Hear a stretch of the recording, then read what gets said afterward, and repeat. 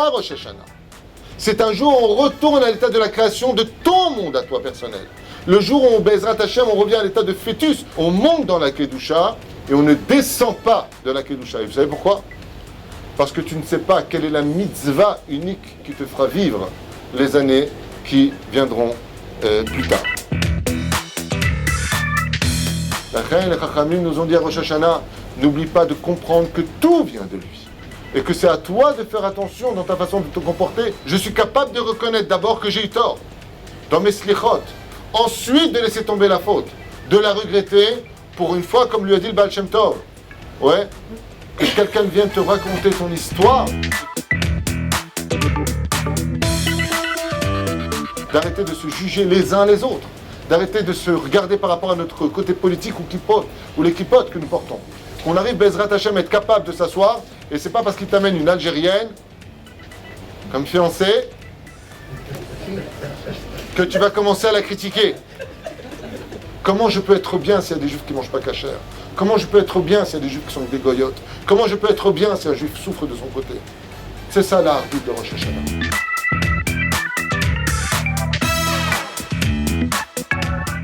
C'est ce que nous, on doit prouver à Kadosh Baruch Hu Rosh Hashanah. Ah bah, je veux vivre. Dieu te dit pourquoi. Qu'est-ce que tu as fait cette année? Rien. Qu'est-ce que tu as rajouté cette année? Rien. Qu'est-ce que tu as rajouté comme mida cette année dans ta vie? Qu'est-ce que tu as travaillé dans tes midot? Rien. Azamator c'est l'ikhiot. C'est quoi la balaga?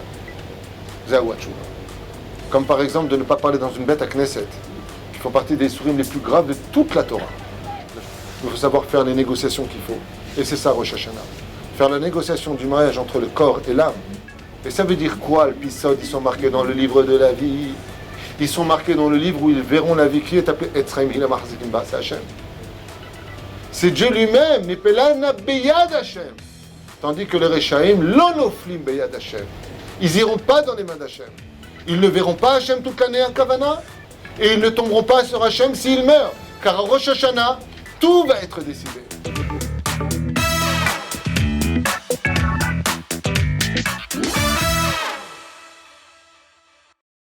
Mais n'oublions pas, chez Imenani Limili, que la nation ne peut exister que quand le détail a su se réparer. Ce soir, Bezrat Hashem, on m'a demandé de faire un cours sur Rosh Hashanah. Rosh Hashanah, c'est la fête par excellence qui démarre de façon logique l'année telle qu'on aurait pu le penser, alors que pas du tout. La Rosh Hashanah est une fête qui intervient au milieu d'année, puisque c'est le 7e mois de l'année où le peuple d'Israël fait un retour à sa source pour redémarrer son histoire. Mais avant de commencer ce shiur Bezrat Hashem sur Rosh Hashanah, puisqu'on m'a demandé cela, j'aimerais qu'on applaudisse très très fort celui qui, depuis plus de 10 ans aujourd'hui, s'efforce de divulguer la Torah à travers toutes les tendances confondues, Shimshon Nathalie. Et à ce moment-là, vous applaudissez. Non, c'est pas pour him. Juste pour Bémet le remercier, car le fait de taper des mains, ce n'est pas un minagoy, c'est un minaïk juif, justement. Rabbeinu nous enseigne, Rabbi Nachman de Breslev, que ça enlève toutes les mauvaises énergies entre l'homme et le trône divin, le fait de taper des mains et de sauter des pieds, parce que taper des pieds, c'est beaucoup plus difficile, comme vous l'auriez compris. Qu'est-ce que c'est exactement Rosh Hashanah? Pourquoi est-ce que nous aurions un rendez-vous fatal avec ce Rosh Hashanah, comme nous dit la Gemara dans Masechet, justement Rosh Hashanah Daf Yud? On marque le 4 entre Rabbi Eliezer et Rabbi Yoshua, à savoir quand est-ce que le monde a été créé et pourquoi est-ce qu'on aurait besoin de savoir quand est-ce que le monde aurait été créé. Rabbi Eliezer Omer nous dit pendant le mois de Tishrei, Rabbi Yoshua nous dit pendant le mois de Nissan. Le verset nous dira dans la lecture que nous aurons à faire pendant Rosh Hashanah, Ayom Arat Olam Arat, ça vient du mot Erayon qui veut dire aujourd'hui le monde est né, il est tombé enceinte plus exactement. Cette marloquette prend son initiative alors qu'on sait que tout est divré, Elohim Chaim, tout est source de vérité absolue. Quand Rabbi Eliezer nous dit que le monde a été créé au mois de Tishrei, il parle de l'âme. Quand Rabbi Yoshua nous dit qu'il a été créé au mois de Nissan, il parle du corps, pour nous enseigner que le corps et l'âme ont une fonction, et que si l'une se sépare de l'autre, ça s'appelle la mort, en d'autres termes, on éloigne la vie de l'homme dès que le rôle principal à jouer entre ces deux mariages, qui sont le mariage du corps et de l'âme, la matérialité et la spiritualité, se séparent, c'est la mort. Et cette mort-là peut être vécue du vivant d'un homme. Un homme qui ne serait que spirituel sans la matérialité est un homme mort. Un homme qui est matériel dans ce monde sans spiritualité, sachez que c'est un homme mort. C'est pour ça qu'on les appelle Reshaim behayehem keruim metim, à l'image de ceux qui ne sont que 100% spirituels, comme l'enseigne le Baal, la Tanya dans la Hassidout. Ce sont les choses les plus anti-volonté divine qui puissent exister dans ce monde. On n'est pas venu dans ce monde pour être des anges, à l'image de ceux qui étudiaient la Torah dans des nuages en galoute. On est venu dans ce monde pour être des hommes. Et la Gemara nous dit que le niveau d'homme est supérieur à ceux des anges, puisqu'un ange se dit en hébreu malach, qui à l'envers font les lettres du mot kalam, qui veut dire rien, kloum, kalam, à l'envers. Tandis que le mot Adam, qui signifie homme en hébreu, prend son origine du notaricon, des initiales. Alors, vous me connaissez déjà, j'ai l'habitude de parler en hébreu plus qu'en français toute la journée avec la vrechim, donc il m'arrive des fois de parler l'hébreu. Si vous n'avez pas compris, vous faites comme ma femme, comme ça, et ça veut dire, on revient en arrière, on n'a pas compris le mot. Et ainsi donc, je retraduirai Bezrat Hashem le mot à traduire. Quoi qu'il advienne, la fonction du peuple juif, dans sa teshuva, dans son retour vers Hachem, dans son éveil de la création du monde, donc création matérielle, le ciel, la terre, les animaux, l'herbe, les arbres, la création, la constellation telle qu'on peut la vivre, qui sont des choses que l'on peut voir, que l'on peut palper.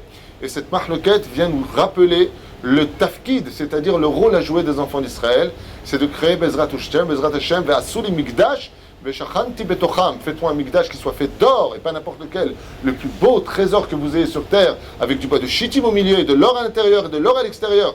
Et Bono Shalom, tu veux de l'oseille ou quoi? Et Dieu te répond, dans Haggai, 3e chapitre, 8e verset, Li ha-kesef ve li ha-zahav neum Hashem tzevakot. L'or et l'argent m'appartiennent, te dit Hashem. C'est-à-dire qu'on a à comprendre un métier, quelque chose de très dur dans le peuple juif, c'est que toute la notion d'Israël, c'est d'être justement mêlé à la création entre le mois de Tishrei et le mois de Nissan. Ceci étant dit, je me retrouve un petit peu dans l'obligation de revenir sur un livre extraordinaire qui, selon d'ailleurs Maran Rav Kook Zatzal, avait besoin d'être appelé le livre du chevet du juif, qui est le Sefer HaKuzari. Alors très brièvement, j'aimerais faire une petite parenthèse sur ce livre pour que l'on comprenne un petit peu le Sefer HaKuzari.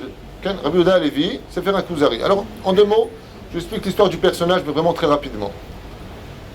Un roi non-juif qui a vécu à peu près il y a 1000 ans dans une des contrées en Russie fait un rêve, et dans ce rêve, qui se répétera 3 fois, on lui dit que ses pensées sont bonnes, mais que ses actions sont nazes. Elles sont impures. 1 fois, 2 fois, 3 fois, comme c'est marqué dans Brachot, vous savez qu'un rêve qui se répète 3 fois est significatif. Donc, qu'est-ce que fait ce roi-là, brièvement? Il se dit, c'est bizarre, je sais qu'on vit dans un monde de mensonges, on reviendra énormément sur la formule du mensonge à Rosh Hashanah, puisque c'est l'éthique même de tout le retour à Rosh Hashanah, qui veut dire revenir à sa source, à la tête, pour que le corps cesse d'aller dans un monde de mensonges. Et donc, il se pose la question à savoir qui est le peuple qui détient la vérité sur les religions prescrites dans le monde. Qui détient la vérité? Alors, il apporte d'abord et avant tout ceux pour qui le cerveau n'engage que le cerveau et non pas l'action. On appelle ça les philosophes. Et en apportant les philosophes, il leur pose une question en leur disant vous croyez en Dieu? Nous croyons en Dieu, très bien. Quel Dieu vous croyez? Nous croyons au Dieu qui a créé le ciel et la terre. Je vous fais ça en kitsour, en rapide. Il leur a dit vous êtes des menteurs dégagés. Le roi Kuzari leur dit dans le livre c'est pas vous qui détenez la vérité.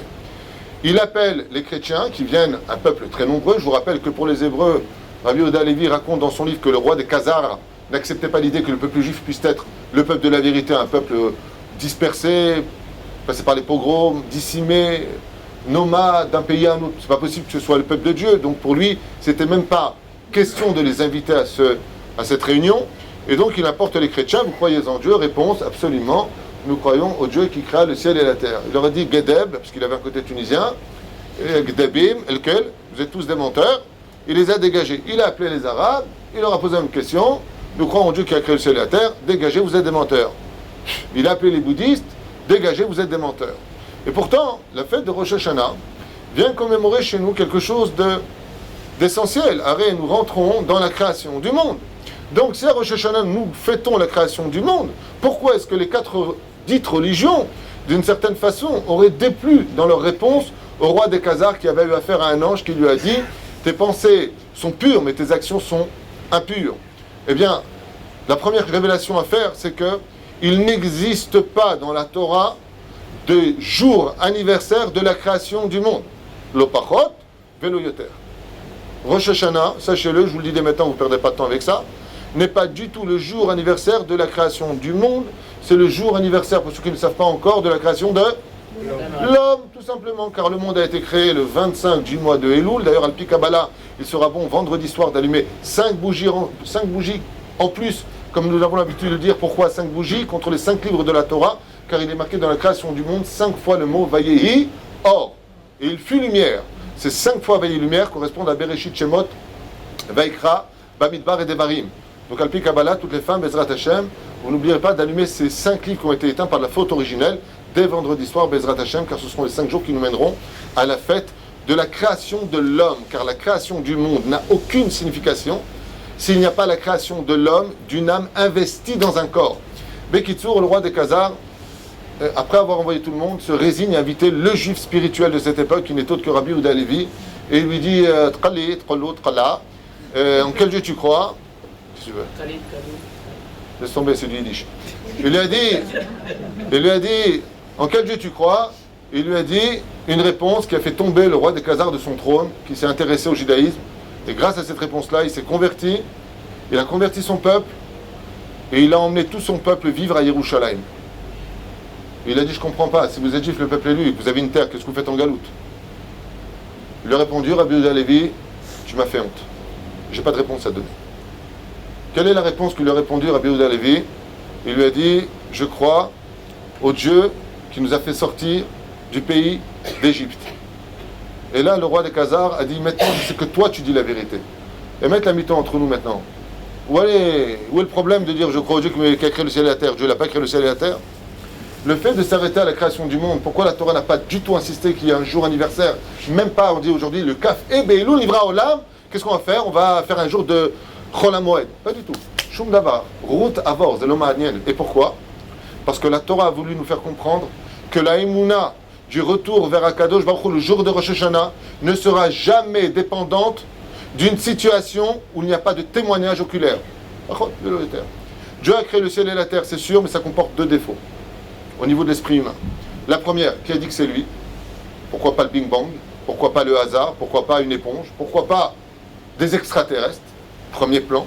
Deuxièmement, quand le roi des Khazars s'est rendu compte que la réponse des 4 religions était le Dieu qui créa le ciel et la terre, ça n'engageait donc pas Dieu, comme le précise Aristote, Platon ou Socrate, dans l'action de l'homme de tous les jours, comme l'a dit Preston. Platon a dit, c'est pas parce qu'un homme vole un fruit dans le chouk que Dieu va s'intéresser à lui. C'est une histoire entre les hommes et les hommes, comme a dit justement, laissons à César ce qui est à César, et laissons à Dieu ce qui est à Dieu. Quand est venu Rabbi Yehuda Halevi qui lui a dit, chez nous, Dieu se trouve dans une miette de pain qu'il faut aller chercher sous un lit avec la bougie. Il lui a dit, c'est bizarre, c'est ce Dieu-là dont j'ai rêvé. Celui qui s'est intéressé à moi, le Goy, et qui m'a dit, en tant que Goy, je vois tes pensées, comme c'est marqué dans le 7e Télim, 10e verset, Akadosh Baruch Hu bochen lev haklayot. Dieu sonde le cœur et le rein de l'homme. Il le sonde. Pourquoi est-ce qu'il le sonde? Pour faire comprendre que ce que fait Hachem depuis sa création du monde, qui n'est pas du tout l'essentiel de la création du monde, Ayom Arat Olam, c'est la création de l'homme, pour te faire comprendre que la création du monde n'a aucune signification si tu n'as pas compris que Dieu te poursuivra jusqu'à Pessah. Et qu'est-ce que c'est Pessah? Riverotai Verabotai, c'est la fête de la Emouna par excellence, ou qu'est-ce qu'on rappelle?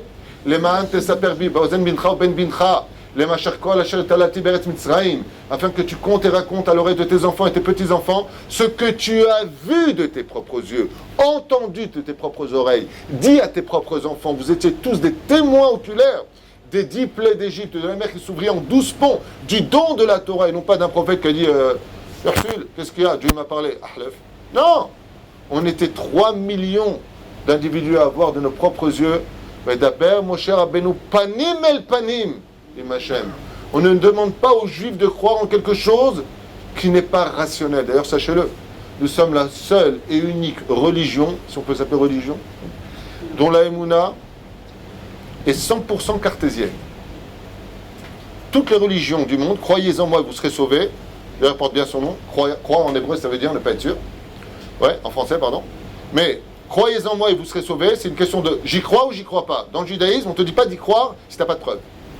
Contrairement à toute notion de toutes les religions, c'est bizarre. Chez nous, quand on vient, on te dit, quand tu fais Pessah, la date Rabbi Yoshua, ouais, pourquoi Yoshua? Oshia Tamechait Israël, Baruch Hashem. Il vient et te dit non, l'homme a été créé pour quel but? pas pour sa création, mais pour arriver à la sortie d'Égypte. C'est-à-dire au retour du dévoilement d'Akadosh Baruch Hu, de façon pombite, c'est-à-dire de façon dévoilée au peuple d'Israël en disant « Pikadbou, Zéani, Ani Chai Vekaya ».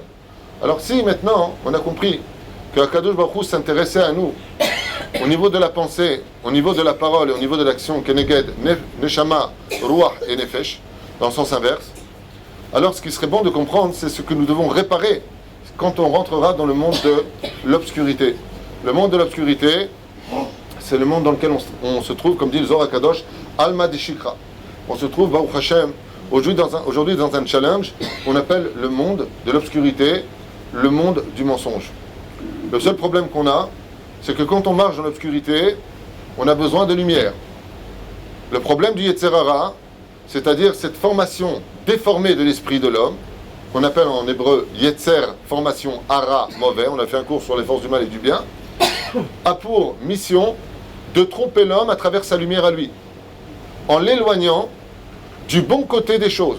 D'où l'expression en hébreu, comment on dit passer de l'autre côté? La avor. Comment on dit un péché? Avera. Qui veut dire celui qui est passé de l'autre côté d'une situation. Prochaine fois je danse. Celui qui est passé de l'autre côté, la Avera, automatiquement fait passer l'homme d'une lumière à une autre petite lumière. C'est la seule différence qu'il y a, c'est que la lumière du Yetzer Hara, les Chachamim m'ont dit à quoi ça ressemble. Ça ressemble à une allumette. Quand tu marches dans l'obscurité, vous avez remarqué, c'est quoi le Yetzer Hara? Tu prends une allumette, tu l'allumes. Donc tu as de la lumière. Tu vois très peu. Mais tu as de la lumière. Tu peux jouir de cette lumière. Le problème, qu'est-ce qui se passe après quand elle arrive au bout? Elle s'éteint et toi, tu te brûles les doigts. C'est exactement le monde des Avérotes. Tu crois avoir de la jouissance, du kiff, sauf. Tu te brûles les doigts et tu n'as plus de lumière. Une fois que tu as fini ta Avéra, tu replonges dans l'obscurité. La Torah, ce qu'elle t'offre, ce que veut à Rosh Hashanah, c'est qu'on retrouve le monde de la vraie lumière, le monde Behemet, où on retourne dans le monde de vérité. C'est pour cela que dans la création du monde, nous avons Bereshit, Bara, Elohim, et Sofitivot, ça fait les lettres du mot Emet.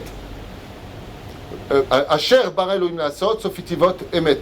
Zohar Kadosh nous dit, sache que la Khotemet de ce monde, la Khotemet, c'est-à-dire le tampon de ce monde, Shakadosh, c'est le monde du Emet. Qu'est-ce qu'on doit rechercher à Rosh Hashanah?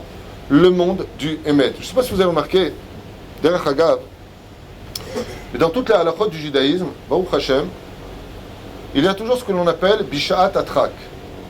Mouch Atrak, tu rigoles. Bishat Atrak, ça veut dire, dans un cas de force majeure, si tu as raté Pessah, qu'est-ce que tu as en route de secours? Pessah Sheni. On est bien d'accord? Vous verrez que dans tous les cas de figure, si j'ai raté le coche, il y a toujours Bishat Atrak. Sauf dans un cas. Hein?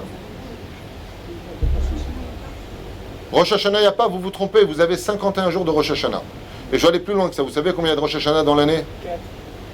Non, ça c'est Masechet Rosh Hashanah, Efemeod, il y en a même 8 si tu vas un peu plus loin. Il y a 4 Rosh Hashanah, la Melachim, effectivement, la Chodashim, la Shana et Tu Bishvat, la Ilanot. Chazak Ubaruch, Mishnah, Meod Yedoua. Et c'est pas ce que je veux dire. Combien de Rosh Hashanah dans ta vie? Tu veux savoir exactement combien? Tous les jours de ta vie, c'est Rosh Hashanah. C'est pour ça qu'il y a marqué tous les jours dans la prière, Amehadesh Betuvuvo, Bechol Yom, Tamid, Maaseh, Bereshit. Tu vois que toujours c'est Rosh Hashanah. Alors qu'est-ce qu'on arrive à Rosh Hashanah? Au jour du renouvellement du Mazal, et ce qu'on va expliquer tout à l'heure, au jour du renouvellement où rien n'est acquis, que tout ce que tu as acquis tu peux le perdre, ou ce que tu n'avais pas tu peux le gagner. Ça dépendra d'un travail de fond qu'on appelle Hoshana Rabbah, puisqu'en réalité la finalité de Rosh Hashanah ne peut exister qu'à travers Hoshana Rabbah, en passant par l'amour de Sukkot, et en retournant dans la crainte de Yom Kippour. Mais là on est en train de brûler les époques, plutôt je dis ce que je veux, c'est moi le rap. Les étapes, verrouler. Donc voilà, très brièvement, on a besoin de retourner dans le monde de la vérité pour quitter le monde du mensonge, parce qu'on vit dans un monde de mensonges. On se cache derrière toutes sortes de difficultés pour essayer de justifier ce que nous sommes, au lieu d'être honnête et de dire tout simplement, comme l'a dit le roi David dans le 51e Télim, Khatati au prophète Nathan. Le shofar fait partie de l'exception à la règle, Shimshon. Qu'est-ce qu'on ferait? Misvat Aseh d'Oraïta. Imaginez que je sois dans une ville où il n'y a pas de chauffard. Pas de chauffard. Une fois j'ai dit ça à un non-juif, il m'a dit quoi? Vous conduisez des voitures le jour de... C'est bleed. Il est né bleed, il meurt bleed celui-là. Pas un chauffard. Chauffard. Donc, qu'est-ce qu'on ferait? On annulerait une Misvat Aseh d'Oraïta. Normalement, les Chachamim nous disent qu'est-ce qu'on aurait dû faire? On serait parti voir un artisan. Ouais. On lui aurait dit, voilà, il n'y a pas de chauffard, keren d'un animal, pas shoot meod, mata aussi. Tu vas aller tout simplement demander à un menuisier de fabriquer une espèce de chauffard, et le son sortira, ou alors avec un os. Tu prends un os, tu fais un halal bifnim, et tu le prends à sourd. Bon, tu vas voir un orfèvre, tu prends un chauffard qui soit fait d'argent, comme les hatzotzot, et tu souffles dedans. Il n'y a pas, non. Bon, alors tu prends de... Non. Si tu n'as pas de chauffard, tu ne peux pas l'utiliser. La main. Au sage d'expliquer que Virota et Virabota est quelque chose d'essentiel pour nous. La nature de l'homme, comme c'est marqué à la fin de Bereshit, à la fin de la paracha de Noach, qui yetzer leva Adam ra min ha'orav, car le cœur de l'homme est mauvais depuis sa conception. On est né Pinocchio. Pinocchio. Vous connaissez Pinocchio? Son père c'est Geppetto. Vous voulez le nom du grand-père? Pinocchio. On est né un peu Pinocchio dans ce monde. C'est-à-dire, tu vas voir quelqu'un, si tu as le malheur des fois de poser la question, comment ça va? Oh, Rasra, ça va pas du tout. Qu'est-ce que je compte que ta femme elle est morte? Razvé Shalom. Ça va les enfants? Alors, tu as perdu ton travail, mais tu es malade. Alors pourquoi tu me dis que ça va pas?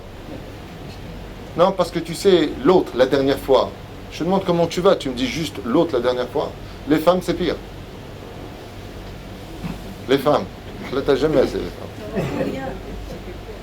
Chérie, j'ai pas de chaussures. Tu vas vérifier dans l'armoire, si ça ne tombe pas dans la tronche, je m'appelle pas David. Tu ouvres l'armoire, toutes les chaussures elles tombent maintenant. Non, je voulais dire des roses avec une lanière noire en bas. C'est ça là que je voulais dire, parce que je les ai vus à la boutique, mais c'est pas ce que tu as dit. On n'est pas émette. De façon générale, on n'est pas émette.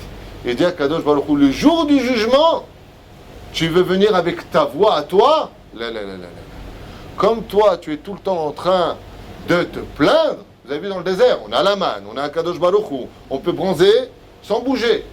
On est nickel. On n'a pas besoin de changer de pompe, on n'a pas besoin de changer de vêtements. On l'a lu dans la paracha la semaine dernière. On n'a besoin de rien, l'Haftara. Okay? Akol Beseder. On a passé notre temps à faire quoi? Un compleur, ça va pas, c'était trop cuit, c'était pas assez cuit, mon charmant était trop, j'ai mal à la tête comme ça, il était gros, il était mince. On passe notre vie, Verota, Verabota, à se plaindre. Rosh Hashanah, on passe par le son du shofar. Les Chachamim, tu dis, tu sais pourquoi tu passes par le son du shofar? Pour t'enseigner Kipshuto. L'animal, il vient du monde de la nature. Hateva en hébreu, qui veut dire la nature, fait la même gematria que le mot Elohim. Ce qui fait que quand le cerf, quand la biche, quand, comment on appelle ça, le bélier, lui de son côté, il pleure, c'est parce qu'il a les crocs du loup, ou du lion, ou de la lionne dans sa gorge. Jamais vous verrez un animal se plaindre. Jamais. Quand vous voyez un animal qui est triste, il y en a un là-bas, Miskin, à Jérusalem. Il y a un lion là-bas, je ne sais pas c'est Gilgul de qui, tête droupie, je ne sais pas d'où il sort celui-là. À Malcha là-bas, il y a un zoo. Il y a un lion, il n'a pas bougé de sa place depuis 10 ans qu'il est là-bas, le pauvre. Mais pourquoi il est triste? Une fois j'essaie de lui faire peur, comme ça, me fait... Mais lui il a des raisons de l'être. Pourquoi il est en prison, le pauvre? Ils l'ont mis dans un truc pourri, ils lui ont donné une femelle à Warik. On se demande d'où elle vient. Ouais. Et lui, le roi lion, la gigette, il a un cure-dent pour... Maya Sebahaïn. Lui, quand tu vois sa tronche, tu comprends pourquoi. Mais quand tu vas dans la jungle, tu vois un lion, comment il est? Il lui manque plus que le haï en or, il est super, il a des poils, il est bien. La reine B'Siad Shema dit à Kadosh Baruch Hu, le jour du jugement, je ne veux pas entendre la voix des enfants d'Israël venir se plaindre, donne-moi, fais-moi, des have, dit le Zohar Kadosh, comme celui qui ne voit que ce qu'il n'a pas, au lieu de d'abord de dire merci pour ce qu'il a déjà eu, merci pour la vie que Dieu lui a donnée. Le Fichach Omer Kadosh Baruch Hu, le jour du jugement, le Ikar c'est quoi? Le son du chauffard. C'est soit quoi le son du chauffard, c'est le couloir de la vérité. Je vais entendre la voix des enfants d'Israël par le son d'un couloir que j'ai créé et qui ne vient pas des mains de l'homme. Et c'est pour cela que le juif, Baruch Hashem, il doit avoir automatiquement la fonction de se travailler les midot, la fonction de se travailler comme le demandent les jours qui nous mènent à Rosh Hashanah, chacune de nos vertus, d'arrêter de se plaindre, d'arrêter de pleurer, d'arrêter de se mettre en colère, d'arrêter tout ce que nous sommes en train de vivre. Ouais, comme cette femme, la pauvre, elle s'est mariée. Le jour du mariage, sa mère, elle est venue la voir, lui a donné une boîte. Le mari, il a remarqué l'histoire. La belle-mère, elle se mêle déjà, lui donne une boîte. Elle est à Jemla. Il lui a dit, après la choupa, dis-moi, ta mère, elle t'a donné une boîte de chaussures. Ouais, mais tu ne dois pas regarder, tu me promets. Il lui a dit, je te promets. Bon. Ils se sont mariés, Baruch Hashem, tout s'est bien passé. Après un an de mariage, il l'a invité au restaurant et après avoir mangé le gâteau, le café, il lui a dit, dis-moi, qu'est-ce qu'il y avait dans la boîte qu'elle t'a offert ta mère? Où est-ce que tu l'as mis la boîte? Elle lui a dit, chut, tu te mêles pas, c'est mon problème à moi, tu n'as pas à savoir. C'est un truc entre elle et moi, c'est un truc de femme. Moi, elle va te faire cuire un œuf, tu veux pas me dire? Eh ben voilà, c'est pas grave. De toute façon, toi et ta mère, c'est l'équipe, et moi, bon, vous connaissez l'histoire. Après 10 ans, il revient à la charge, il laisse tomber. Arrivé à 90 ans, pas de mariage, hein. Il vient lui voir et lui dit, chérie, dis-moi, avant que je meure, la boîte, qu'est-ce qu'il y avait dedans? Elle lui a dit la vérité, tu me fais de la peine. Parce que même si je te la donne, tu vas dans tous les sens. Je vais te montrer ce qu'il y avait dedans. À ce moment-là, elle vient, elle apporte la boîte de chaussures. Le mari, il est comme un fou, ça fait des années qu'il attend. Elle lui ouvre la boîte de chaussures, qu'est-ce qu'il voit là-bas? Une liasse de 10 000 shekels. Ouais. Et de chaque côté de cette liasse, 2 bouts de tissu sur lesquels il y a une broderie, les revots de Shabbat Kodesh, les revots de Yom Tov. Il lui a dit à sa femme, quoi, ça fait toutes ces années de mariage que tu me caches 2 bouts de tissu avec de l'argent dans une boîte, tu ne pouvais pas me dire tout ça. Et qu'est-ce que tu fais avec ça? C'est quoi ces bêtises? Combien ça peut coûter une chose pareille? Elle lui dit, mais tu n'as rien compris. Ma mère, le jour où je me suis marié, elle m'a dit, voilà, dans la vie, il faut se battre pour le Shlom Bayit. Tous les jours, c'est comme Rosh Hashanah avec le mari. Il ne faut jamais s'énerver avec lui. Chaque fois qu'il t'énervera, tu rentreras dans ta chambre et tu videras tes nerfs en faisant de la broderie sur des bouts de tissu. Le mari, quand il a vu ça, il était heureux. Il a pris les 2 bouts de tissu, il a dit quoi? Toutes ces années, je t'ai fâché que 2 fois. Elle lui dit, Mahatak ou la fatak. J'en ai vendu pour 10 000 shekels. C'était la lasse qui était au milieu. C'est que la rabot de Tamidot. Adam yabot de Tamidot chez l'Obezrat Hashem. La reine.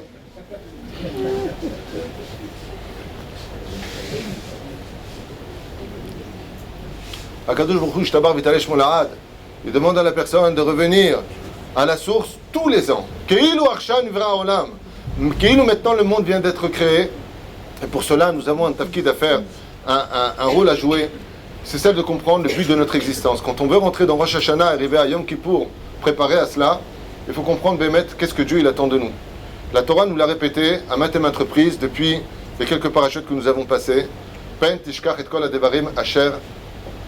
De peur que tu oublies tout ce que je t'ai enseigné. De peur que tu oublies la Torah. N'oublie pas de pratiquer Torah, mitzvot, maasim tovim. N'oublie pas, n'oublie pas, n'oublie pas. La Torah n'a pas cessé de nous compter à chacune de ces montées l'importance d'être attaché à la Torah, aux mitzvot et aux bonnes actions. À quoi ça sert? Amrou Chazal, Machal et Madavar Domé. Il y a une très belle histoire qui est racontée à propos de cela. Un jour, c'est un machal, c'est une métaphore. Une femme qui avait son mari à la maison lui a dit, tu sais, ça fait des mois et des mois que tu es là sans travail. Ça fait des mois et des mois qu'on est en train de se demander, Mayolid Macha, qu'est-ce qui va se passer demain? Est-ce que tu ne penses pas que tu devrais peut-être bouger, faire quelque chose? Il lui a dit, mais dans la ville, tout est mort. J'ai demandé à tout le monde, ici, il n'y a rien à faire. Alors elle lui dit, bouge. Qu'est-ce qu'il a fait lui? Il lui a dit, tu sais quoi, j'ai peut-être une idée. Dans le grenier, je me rappelle que mon grand-père m'avait dit qu'il y a une carte de trésor, avec une île. J'ai jamais regardé, peut-être que je devrais monter. Elle lui a dit, Mazel Tov, c'est maintenant que tu te réveilles. Il est parti dans le grenier, il a cherché, il a tourné toutes les caisses là-bas, jusqu'à ce qu'il a trouvé une carte. Il est descendu, il a montré à sa femme. Et là-bas, il y avait un océan, un X quelque part. Elle lui a dit, moi, qu'est-ce que je comprends de tout ça? Tu devrais aller voir le Rav Rovel, le capitaine, au port, et lui montrer cette carte, peut-être qu'il connaît. Qu'est-ce qu'a fait cet homme-là? Il a pris cette carte-là, il est parti montrer ça au capitaine du bateau, et le capitaine du bateau lui a dit, mais vous plaisantez, je pars dans 2 heures dans cette direction. Il lui a dit, ben elle existe cette île? Bien sûr qu'elle existe. Et c'est vrai qu'il y a de l'or et des trésors et des bijoux et tout. Et il lui dit, mais il n'y a que ça, vous plaisantez, c'est une île remplie de pierres précieuses. Il s'est mis à danser, fait une hafla tout seul, il est rentré à la maison. Il a dit à sa femme, Zéou, maintenant on est extrêmement riche, maintenant on a tout compris, je pars d'ici 2 heures. Il prend son polochon, elle lui donne un sac de jute, et elle lui dit, va en paix, je t'attendrai, ne t'inquiète pas, à Kol Yepes Seder, je suis enfin content que tu fasses quelque chose de ta vie. Cet homme-là s'engage sur le bateau et pendant 9 mois, il vogue sur l'eau. Ballotté quand même, mais il vogue sur l'eau. Il arrive à destination, là-bas il voit une grande lumière. Et les Chachamim nous disent que quand il a vu cette lumière extraordinaire, Il n'a pas pu résister, il s'est jeté à l'eau. Quand il est arrivé sur le rivage, il s'est rendu compte que toutes les pierres du rivage, c'était des diamants. Il est devenu fou. Ah! Il est devenu fou. Il a pris son sac de jute, et après avoir fait 8 pas, il a trouvé un diamant très spécial, très allongé comme ça, d'une valeur inestimable, et il l'a mis dans son sac. Après, regardez autour de lui comme ça, il voit une émeraude. Chut, quelle émeraude! Il fait 13 pas, il la prend, il la met dans son sac. Et là, il voit un diamant comme il n'avait jamais vu de sa vie. Même Elisabeth Taylor, elle a eu les boules. Il vient pour le prendre, et il y a un mec qui donne un coup de pied dessus. Boum! On va l'aider ce diamant très très loin.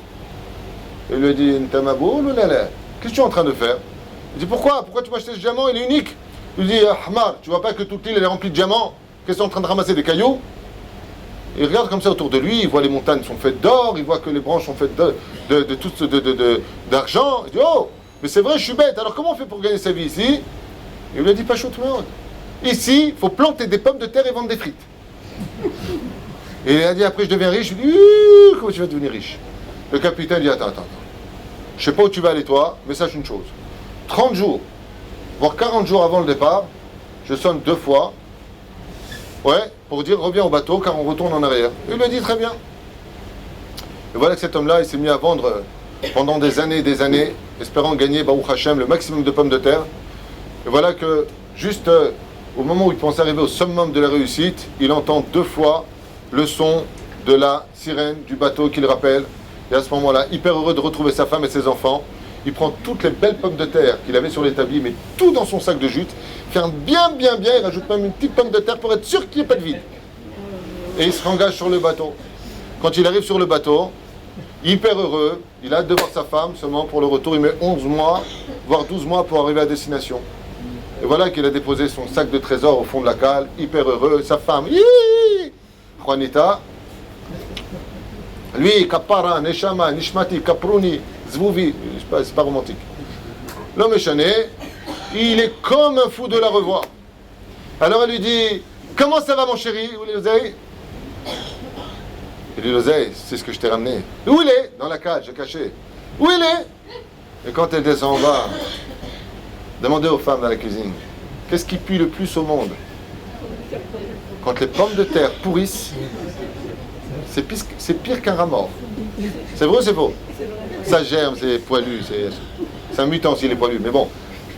Il descend en bas et il amène son... Maintenant, la pomme de terre, c'est vrai qu'elle est à la base, mais quand elle est pour elle, elle est ftata. Donc tout le sac de pommes de terre, il arrive à elle comme ça, miskine, il lui pose ftata. Quand elle voit ça, elle dit, c'est quoi cette horreur? Elle est dégoûtée. Elle dit, je comprends pas, c'est quoi cette horreur? Il lui dit, ben écoute, je comprends rien. C'est toute la richesse qu'on m'a dit que je devais ramener pour devenir un homme très très riche. Quand les commerçants qui étaient venus, très nombreux, pour lui acheter sa marchandise, ils ont vu ça, ils ont commencé à partir. Et lui, à ce moment-là, il a commencé à se frapper la tête. Ribono shel olam. Qu'est-ce que j'ai fait de ma vie? Qu'est-ce que j'ai été bête? Qu'est-ce que j'ai été stupide? Qu'est-ce que je ramène avec moi? Des pommes de terre pourries, personne n'en veut. Les gens se sont sauvés. Il n'était pas bien, il s'est évanoui, le pauvre. Sa femme, elle lui a dit, bon, venir, au moins, je récupère le sac de jute, on va faire un vêtement pour les enfants. Elle prend le vêtement, et là, elle le renverse comme ça. Et qu'est-ce qu'il y avait au fond du sac? Il y avait 2 pierres précieuses. Quand les commerçants ont vu la brillance de ces pierres, ils sont tous revenus. 1 million, 2 millions, 10 millions, 100 millions. Ils se battaient les uns après les autres. Sa femme, elle est partie sur son mari. Yaoudi, Kapara, Neshama, oui, comme une folle. On est milliardaire, tu es trop fort. Tu as mis du pourri sur les diamants. Comme ça, ils ne te le volent pas dans le voyage. Quelle meuf, elle a fait des comptes. Gilgoul de Colombo, la meuf. Non, méchonnée. Elle était comme une folle et elle l'embrasse. Et lui, il voit ça. Il pleure encore plus. Il dit, qu'est-ce que tu pleures? On est riche. Et il pleure encore plus. Il dit, mais pourquoi tu pleures? Il dit, parce que si pour 2 diamants, on est devenu milliardaire et que tout le monde est en train de se battre maintenant, tu veux que je ne pleure pas alors que j'aurais pu ramasser des milliards? Et cet homme-là s'est mis à pleurer. Il en est même mort de ses larmes. Les Chachamim nous disent que c'est l'histoire de chacun d'entre nous qu'on doit tous se révéler le jour de Rosh Hashanah. Qui c'est cette femme qui a son mari qui est à la maison Klatmeno? Qui c'est? C'est la Shechina. Boikala. Qui c'est le mari? C'est nous. C'est nous, c'est vous dans l'histoire. C'est les Neshamot. Là-haut, il n'y a pas de boulot. Là-bas, il n'y a pas de Torah mitzvot, Masim Tovim. Il n'y a pas de mitzvot à mettre en pratique. Tu te dis, moi, tu n'as pas un grand-père, c'est Akadosh Baruch Hu. Il a mis une carte, c'est la terre. Le Rav Rovel, le capitaine, c'est l'ange Gabriel. Il s'engage sur le bateau, la femme est tombée enceinte. Pendant 9 mois. Une fois qu'il arrive, il voit de la lumière, c'est les néons de l'hôpital. L'enfant, il saute, il est heureux. Il fait combien de pas les premiers pas? Bonne réponse. Il fait 8 pas. C'est quoi? Qu'est-ce qu'on fait à 8 jours à un enfant? Un diamant dans le sac. Je te porte chez mon larat. Après, il a fait combien de pas? Chut, avant de dormir, c'était bien joué. C'est beau, c'est pire. Il fait 13 pas. C'est la bar mitzvah. Et après, il a trouvé le diamant des diamants. On a dit que Elisabeth, à l'heure, il aurait les boules. Non, attends, je finis. C'était quoi? C'était le premier Shabbat de sa vie. Et qui c'est qui arrive? Il dit, son copain, il dit, qu'est-ce que tu fais? Quel Shabbat? Quelle synagogue? Il y a Sylvie qui nous attend à la maison. Il y a Valérie. Il y a Christine. Il y a Neuf à la bouche. Ouais. Et on s'éclate. On va en boîte. C'est the night fever. Ouais. Viens. Comme ça, tu auras la fièvre le samedi soir. Et lui, il sait son bordel. Qu'est-ce que tu vas faire des mitzvot? Tu feras 2 Shabbats, 4 Shabbats, 10 Shabbats, 10 Yom Tov. C'est ch'touillot. Tu peux être religieux à 90 ans avant de mourir. Chez Israël, tu meurs comme ça. Ah, mais cette personne-là, quand l'ange Gabriel, il le rappelle 40 jours avant sa mort, et qui sonne de ce fameux chauffard qu'on sonne à Rosh Hashanah, la personne ressent. Et quand il arrive après à retourner là-haut, la Shrina, il vient avec tous les commerçants, ce sont les anges, qui lui disent « Mata mevili, qu'est-ce que tu rapportes ?» Moi, j'avais 15 boutiques, j'avais acheté 3 appartements, et les commerçants ils disent « Tu sais que tu pues, tu sais que tu sens très mauvais, c'est pas ce qu'on te demande. » Tout comme le jour de la mort d'une personne, on ne vient jamais raconter combien il possédait de choses. De la même façon, on parle de ses midotes, on parle de ce qu'il a fait sur terre de bien. Les anges, en eux, veulent se comprendre ce que tu as fait. La reine, les Chachamim nous disent que Rosh Hashanah, ça comporte un deuxième nom. Et quel est le nom de Rosh Hashanah? Alpi Kabbalah, Rosh Hashanah ne s'appelle pas Rosh Hashanah. Vous savez qu'on appelle Rosh Hashanah? Triyat Ametim. C'est pour ça qu'il y a marqué que le livre de la vie et de la mort sont ouverts à Rosh Hashanah. C'est Triyat Ametim. Et la preuve en est, quel est le personnage des 3 personnages? Abraham, Yitzhak, Yaakov. Rosh Hashanah appartient à quel personnage? Absolument. Et c'est pour Yitzhak, la Akedat Yitzhak, ce qu'on va dire au Sefer Torah le 2e jour. Le premier jour, on va dire la naissance de Sarah. Le 2e jour, on va parler de la Akedat Yitzhak. Pourquoi? Parce que Yitzhak, c'est Midat Adin. Yitzhak, c'est la rigueur et la pure vérité de ce monde. Par contre, Abraham, c'est Ohev Shalom, Verodev Shalom, dont la Midat ressortira par Aaron, celui qui a le droit d'arrondir les angles, celui qui a le droit d'un peu mentir pour le Shlom Bayit. Chez Yitzhak, il n'y a absolument pas de mensonge. C'est pour cela que d'ailleurs dans la Midah, vous le verrez vous-même, il y a les 3 premières bénédictions. La première bénédiction, Baruch Ata Hashem Magen Avraham. La deuxième bénédiction, Baruch Ata Hashem Mehaye Ametim. Pas comme les Ashkenazim, les pauvres, parce que chez eux, le taf, c'est le Samer. À cause d'eux, on a plein de taxes. Baruch Ata Hashem Mehaye Amesim. Qui font vivre le taxe. Bon, enfin non, mais jamais. Nous, on dit Mehaye Ametim. Donc, Mehaye Ametim, ça correspond à quel personnage? À Yitzhak. Donc, vous voyez bien que Yitzhak, c'est Mehaye Ametim. Et Rosh Hashanah correspond à quel personnage? C'est pour ça qu'Alpi Alacha, Shulchan Aruch Meforash. Quand tu rencontres une personne que tu aimes bien, pas une personne que tu n'aimes pas, personne que tu aimes bien, ouais, s'il est teubé, tu lui dis pas parce qu'il croit que tu l'aimes pas. Mais si vraiment tu l'aimes la personne, qu'est-ce que tu fais si tu le vois après Rosh Hashanah? Baruch Mehaye Ametim. C'est vrai ou c'est faux? Ouais, le rabbin, c'est parti. Ouais, Baruch Mehaye Ametim. Et si ça fait 1 an, et que je l'aime vraiment, Baruch Ata Hashem Elokeinu Melech HaOlam Mehaye Ametim. Beshamou Malchut. Après 1 an, tu dis le nom d'Hachem en disant, quand tu vois la personne, il y a un zombie, j'ai Mehaye Ametim. Quel Mehaye Ametim? Et là, Amrou Chazal, les Chachamim nous disent qu'il est curieux de voir un homme être capable de survivre à Rosh Hashanah. Echatachai. Comment c'est possible que tu vives à Rosh Hashanah? Si je te vois après Rosh Hashanah Shimshon et que je te vois en bonne forme, je dis Baruch Mehaye Ametim, parce que je n'ai pas le droit de dire avec le nom d'Hachem. Mais s'il y a eu 1 an qui sont passés que je te vois, j'ai le devoir de m'étonner en disant quoi? Tu as réussi à passer le jour de la résurrection des morts? C'est ça Rosh Hashanah. C'est un jour où on retourne à l'état de la création de ton monde à toi personnel. Le jour où on Bezrat Hashem, on revient à l'état de fœtus, d'où les 30 jours qui précéderont le jour Bezrat Hashem, Anili Dodi Vedodili, Sofitivot, les 40 jours de l'ovulation pour renaître de nouveau au point où tout ce que nous avons vécu est considéré comme étant les déchets qui sortiront effectivement de la femme qui accouche, Ayom Arat Olam, mais d'où la vie peut être capable de ressortir, comme Baruch Hashem, on a pu constater dans beaucoup d'histoires, pour ceux qui ont su faire Baruch Hashem un retour vers Akadosh Baruch. C'est pour cela d'ailleurs que l'histoire principale de Rosh Hashanah, est relié à l'appartenance au mitzvot. Vous connaissez cette histoire d'un voleur professionnel du nom de Arsène Lupin. C'était son nom.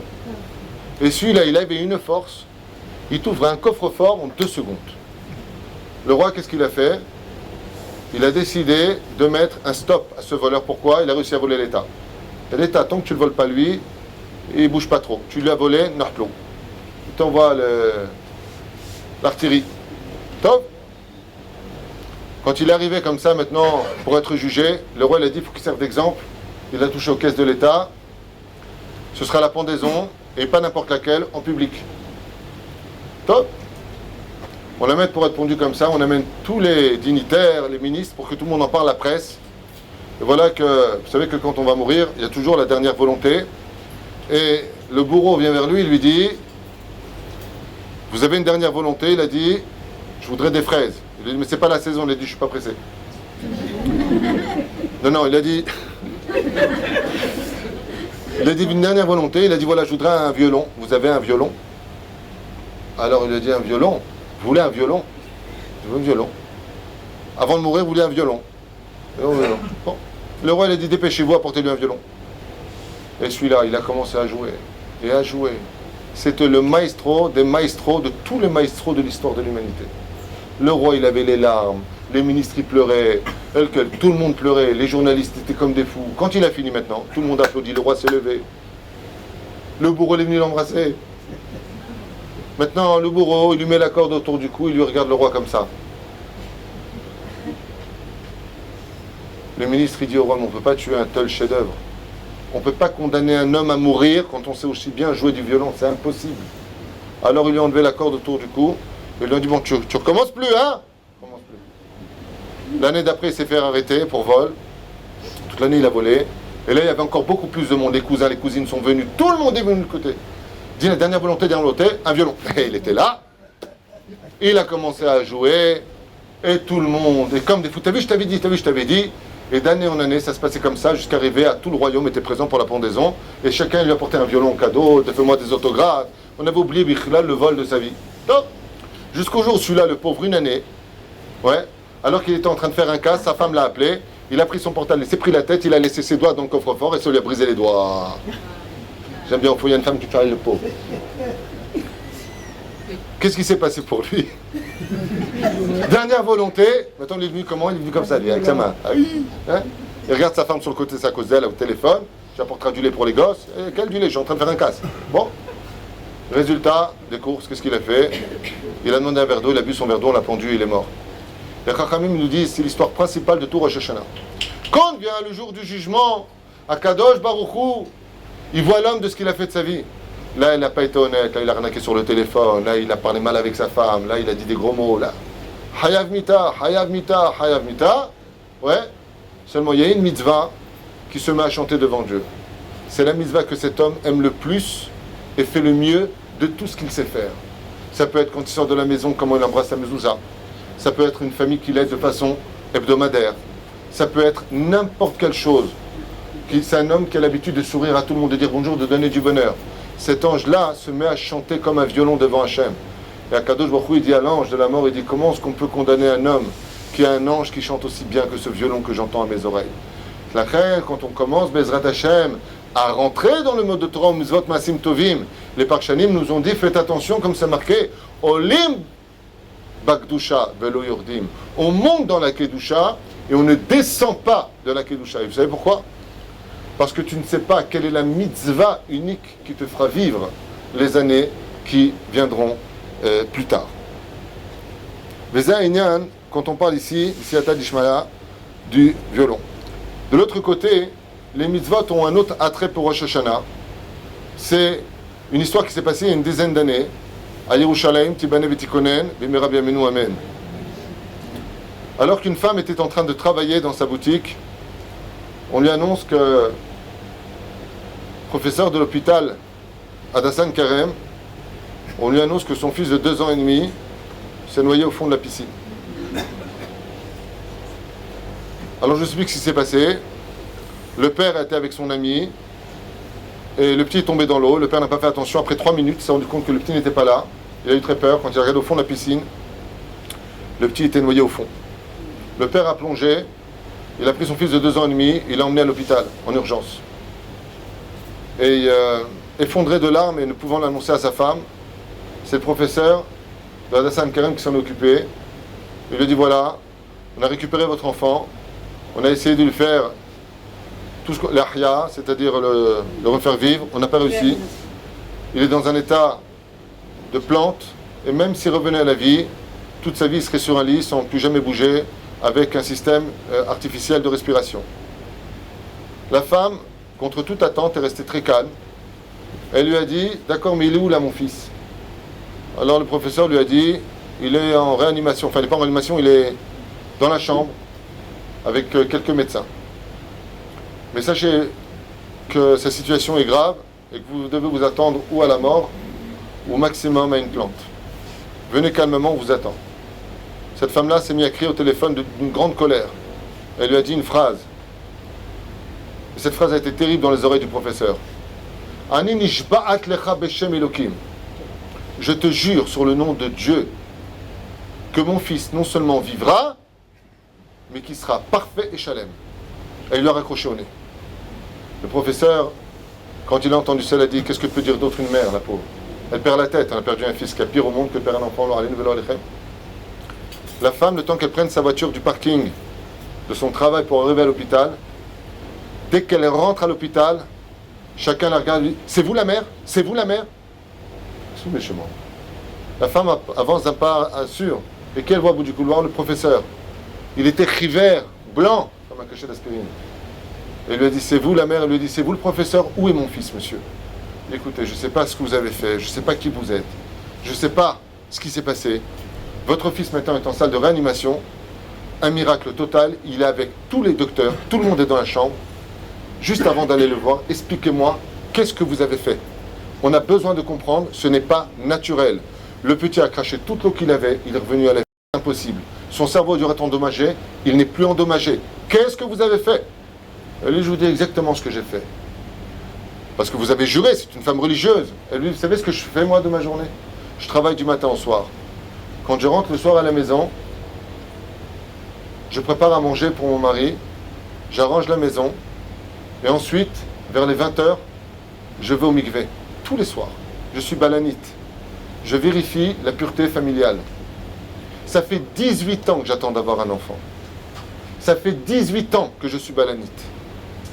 Ça fait toutes ces années que je m'occupe de la pureté des corps des enfants d'Akadosh Baruch Hu. Il était donc impossible que mon enfant meure à cause de l'eau, puisque je rends les corps des hommes purs par l'eau. Et étant donné qu'à Rosh Hashanah, on nous apprend une chose, elle lui a dit cette femme, au professeur Chiloni de Hadassah Karem, chez nous il y a marqué Mida keneged mida lo batla, mesure pour mesure ne s'annule pas. Si on m'avait annoncé que mon fils était tombé, j'aurais peut-être cru qu'il est mort. Si on m'avait dit qu'il était brûlé, mais par l'eau, c'était impossible. Par l'eau, c'est impossible. Parce que moi, toutes les soirées, je les passe à vérifier des corps de juives qui se trempent dans l'eau pour devenir purs. Comment est-ce que si Mida keneged mida lo batla, le corps de mon fils va être impur à cause de l'eau? C'était pas possible qu'il meure. Et c'était pas possible qu'il s'en sorte pas. C'est pour Amiti chez Alif Neeser Shanim. Il y a à peu près 10 ans de cette histoire-là.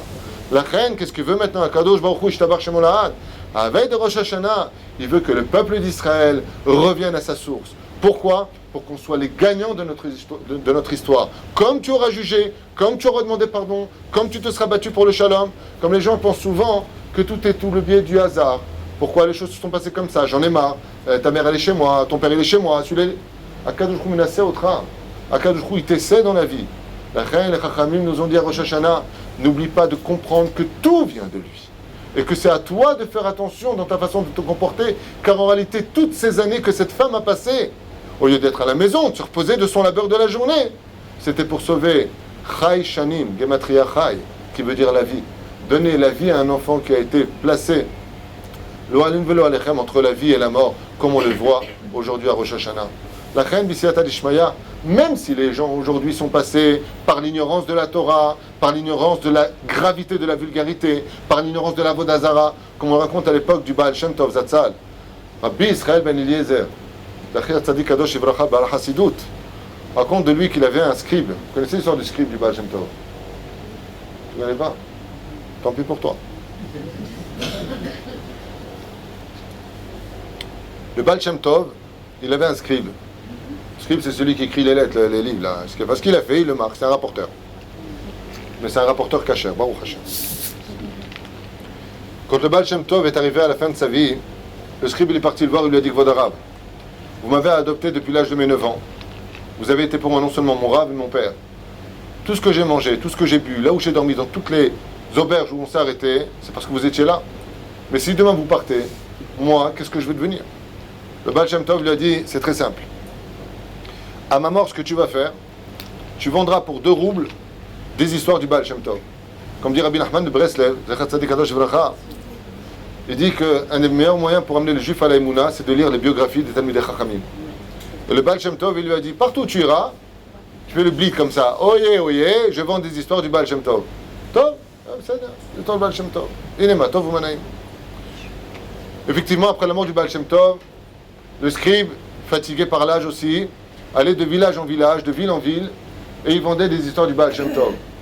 Écoutez bien cette histoire. Et voilà que Miskin, sans le savoir, en allant en Russie, il va dans une ville qui s'appelle la ville de Vilna.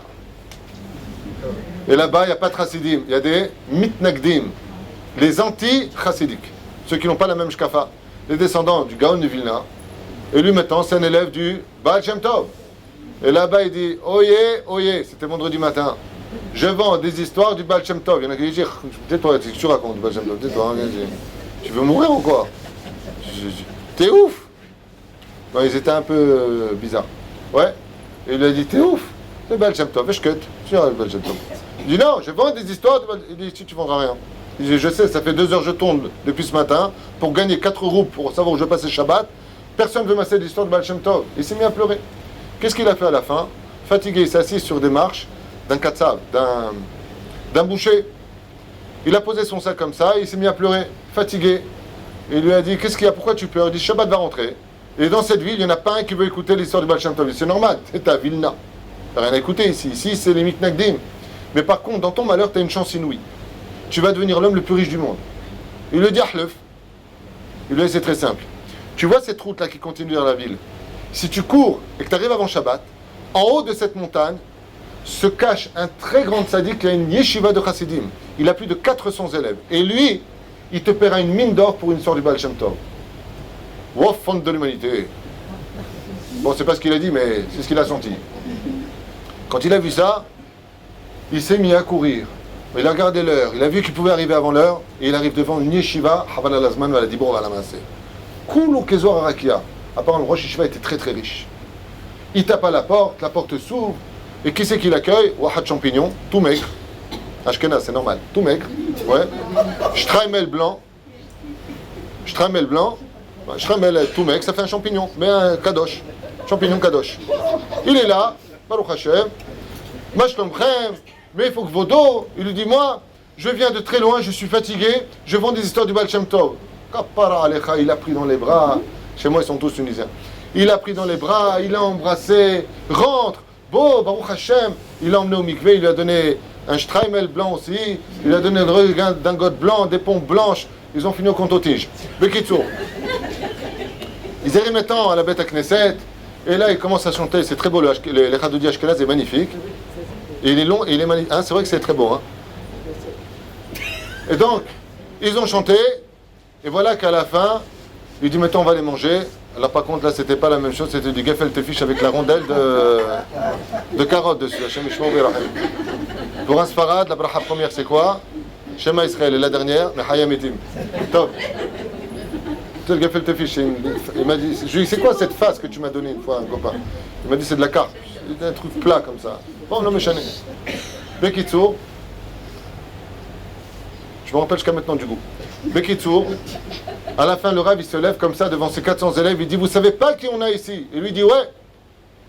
Très motivé. Nous avons le scribe du Baal Shem Tov. Il va nous raconter une histoire. Et là, je ne sais pas si vous avez déjà vu ça. Vous savez c'est quoi un trou noir? Je ne parle pas du puits, hein, où c'est noir le trou. Hein. Un trou noir, c'est-à-dire que tu ne sais plus. Une fois, j'ai un de mes frères, il est monté à la Torah, il est très très pieux, que Dieu le bénisse. Il a complètement oublié comment on faisait la bracha. Alors, Bechavod. Ouais. Qu'est-ce que je dois faire, il lui a dit. Baruch. Ah oui, Baruch. Bah, Baruch Ata. Baruch Ata. Et quoi? Trou noir. Ça arrive. C'est pas du rien. Hop. Trou noir. Top. Le Rav lui dit que c'est pas grave. Avec tout le chemin, vous avez couru, le mikvé, l'habit blanc, le shtramel qui porte rasra et tout ça.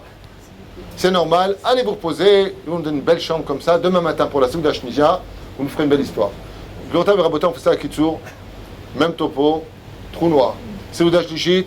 Trou noir. Souda Réveillite. Trou noir. Maintenant, lui, le pauvre, j'ai oublié de vous dire, toute la nuit, il était comme un fou. Pourquoi? Dès qu'il rentrait dans la chambre, il était seul. Il se rappelait de toutes les histoires du Baal Shem Tov. Maintenant, le Rav lui a dit, mais vous n'avez pas scribe. Scribe, c'est pas un orateur, c'est celui qui écrit. Il ouvre votre sac, il est oublié sur les escaliers, chez le boucher en bas. Oh là là, il va le retrouver, c'est pas grave. Résultat des courses.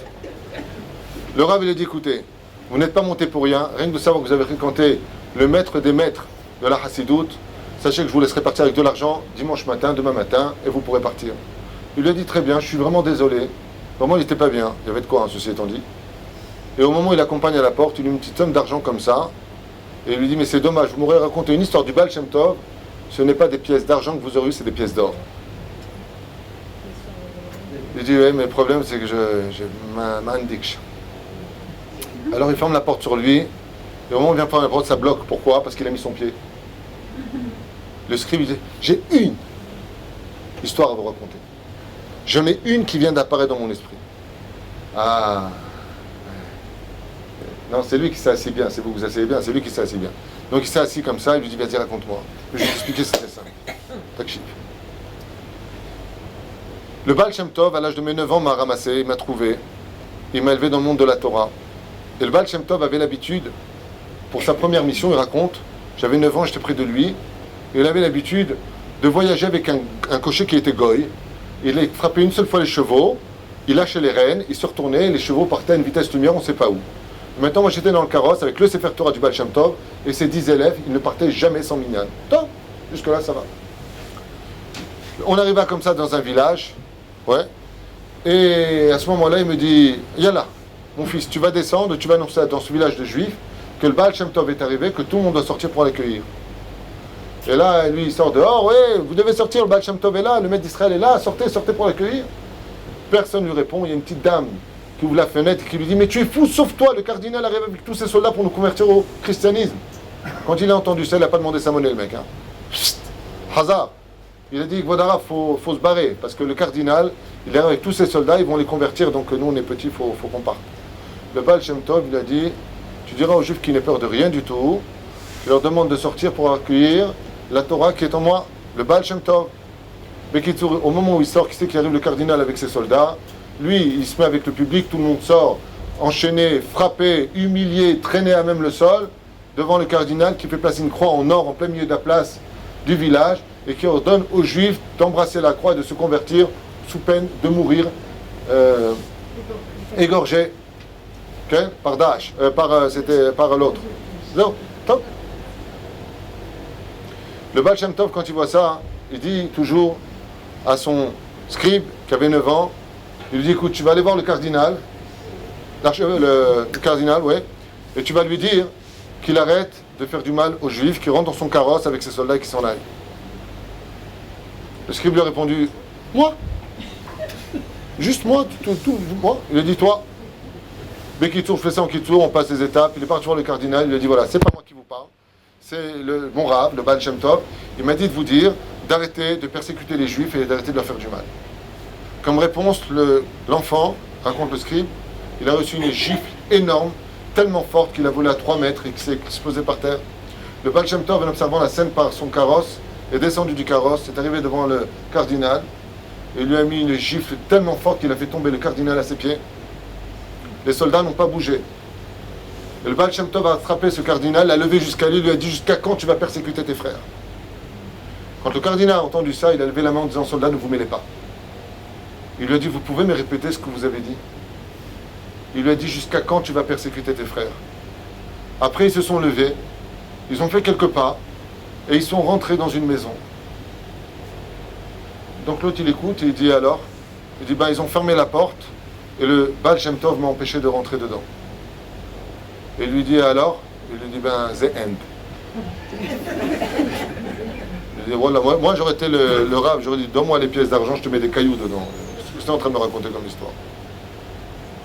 Le vieux rabbin, le Rosh Yeshiva, quand il a entendu ça, il s'est mis à pleurer. Et il s'est mis à sourire. Et il s'est mis à pleurer, il s'est mis à sourire. Il lui a dit combien tu vends tes histoires? Il lui a dit 2 roubles. Il lui a dit combien tu me donnerais à moi si je te fais la fin de ton histoire? Il lui a dit mais pourquoi vous me dites ça? Il lui a dit parce que le cardinal dont tu parles, c'est moi. Attendez, attends. Il n'y a qu'une femme pour faire attends. Ça m'a ouais. Il lui a dit ça veut dire quoi? Il lui a dit je t'expliquer. Le Baal Shem Tov, quand il m'a rentré dans la maison, qu'il a fermé la porte sur moi, il m'a raconté exactement qui j'étais, qui étaient mes parents. Mon père était rave. Pendant les pogroms qui ont eu lieu, j'ai été placé dans une maison de chrétiens, j'ai grandi là-bas. Mais j'ai toujours su au fond de moi que j'avais un lien avec le judaïsme. Mais la haine qu'on m'a inculquée contre les juifs était si grande que j'ai tué des juifs, j'ai brûlé des juifs, et j'ai converti des juifs. Alors quand le Baal Shem Tov m'a dit, à la veille de Rosh Hashanah, rien ne tient devant la Teshuvah, malgré tout ce que tu as fait de mal. Tant que la bougie brûle, comme on l'appelait avec Rabbi Israël Missalint, qui passait un jour dans une ruelle qui avait encore de lait travailler à 3h du matin, il lui a dit, mais tu travailles? Il lui a dit, mais tant que la bougie brûle, on peut encore réparer, travailler. Il lui a dit, tant que tu vis, c'est que Dieu t'attend. Tant que tu vis à Rosh Hashanah, c'est que quoi que tu aies fait avant, il t'attend encore. Alors je lui ai dit, d'accord, mais comment je pourrais savoir que dans les cieux on m'a pardonné? Et il lui a dit, c'est très simple. Le jour où on viendra te raconter ta propre histoire, tu sauras que dans les cieux, Béhémet, tu n'as plus aucune accusation contre toi. Tu es Haf mi Pesha. C'est ça le retour de la Teshuvah. C'est ça le retour à Rosh Hashanah. À savoir que Béhémet, maintenant que je reviens à ce rendez-vous fatal, le jour de Rosh Hashanah, est-ce que de l'année précédente, j'ai été capable d'effacer tout ce que j'ai fait? Modé ve'ozev yerucham. Je suis capable de reconnaître d'abord que j'ai eu tort dans mes slichot. Ensuite de laisser tomber la faute, de la regretter pour une fois, comme lui a dit le Baal Shem Tov. Ouais, que quelqu'un vienne te raconter ton histoire. Et qui vient raconter l'histoire de l'homme? Vous avez marqué que quand un homme est sur le point de mourir, qu'est-ce qu'il voit? C'est prouvé scientifiquement. Qu'est-ce que voit un homme juste avant de mourir? Toute sa vie redéfiler devant lui. C'est ce qu'il lui a dit le Baal Shem Tov. Viendra un homme qui viendra te faire défiler ta vie devant toi. Et ce sera un signe que dans les cieux, Béhémet, Ata tarzor mitriyat amitim. Tu renaîtras de nouveau ce jour-là. Ça veut dire que Béhémet, Akadosh Baruch Hu, Shtabach Vitale Shmolead, eh bien, tu as tout simplement pardonné tout ton passé. La reine,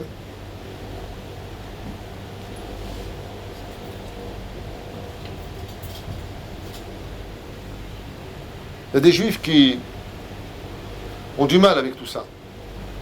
Quand vient le Rosh Hashanah pour eux, c'est rien d'autre qu'une réunion de famille. On kiffe la praïla pour les Tunisiens, ils mangent du verre pour avoir une bonne année. Je sais pas ce qu'ils font avec. Baiser ou zé. Et quand tu leur poses la question, tu leur dis pourquoi tu fais pas de tchouva? Ils te répondent on n'a rien demandé. On n'a rien demandé à Dieu. Dieu nous a fait juifs, c'est son problème. Nous, on n'a pas demandé à être juifs, on n'a pas demandé à faire Torah Mitzvot. On n'a pas demandé tout ça. Les Chachamim nous disent une très belle histoire. Les mains d'Avardomé. À quoi ça ressemble? Un jour, un père, le pauvre, Mamash le pauvre, il a eu 2 filles. Jabot et Anastasie. Masechet Walt Disney, non? Comment elles s'appelaient ces 2 filles? On s'en fiche. Ce qu'on sait d'elles, c'est qu'il y en a une qui était super, mais super belle. Hein. C'est-à-dire tu la vois, tu te transformes en loup de Tex Avril. Tu deviens fou. Mais elle était aussi pathétique, antipathique que belle. Je ne sais pas si tu imagines le lot. C'est pour cela que dès qu'un mec la voyait, il devenait fou. Dès qu'il lui parlait, il se barrait. Elle était blider caca, orgueilleuse, chakranie, insolente, tout. Maintenant, les filles, elles prennent de l'âge. Il faut les marier. La deuxième miskina, elle, par contre, elle était sympathique, elle était humble. Mais qu'est-ce qu'elle était moche.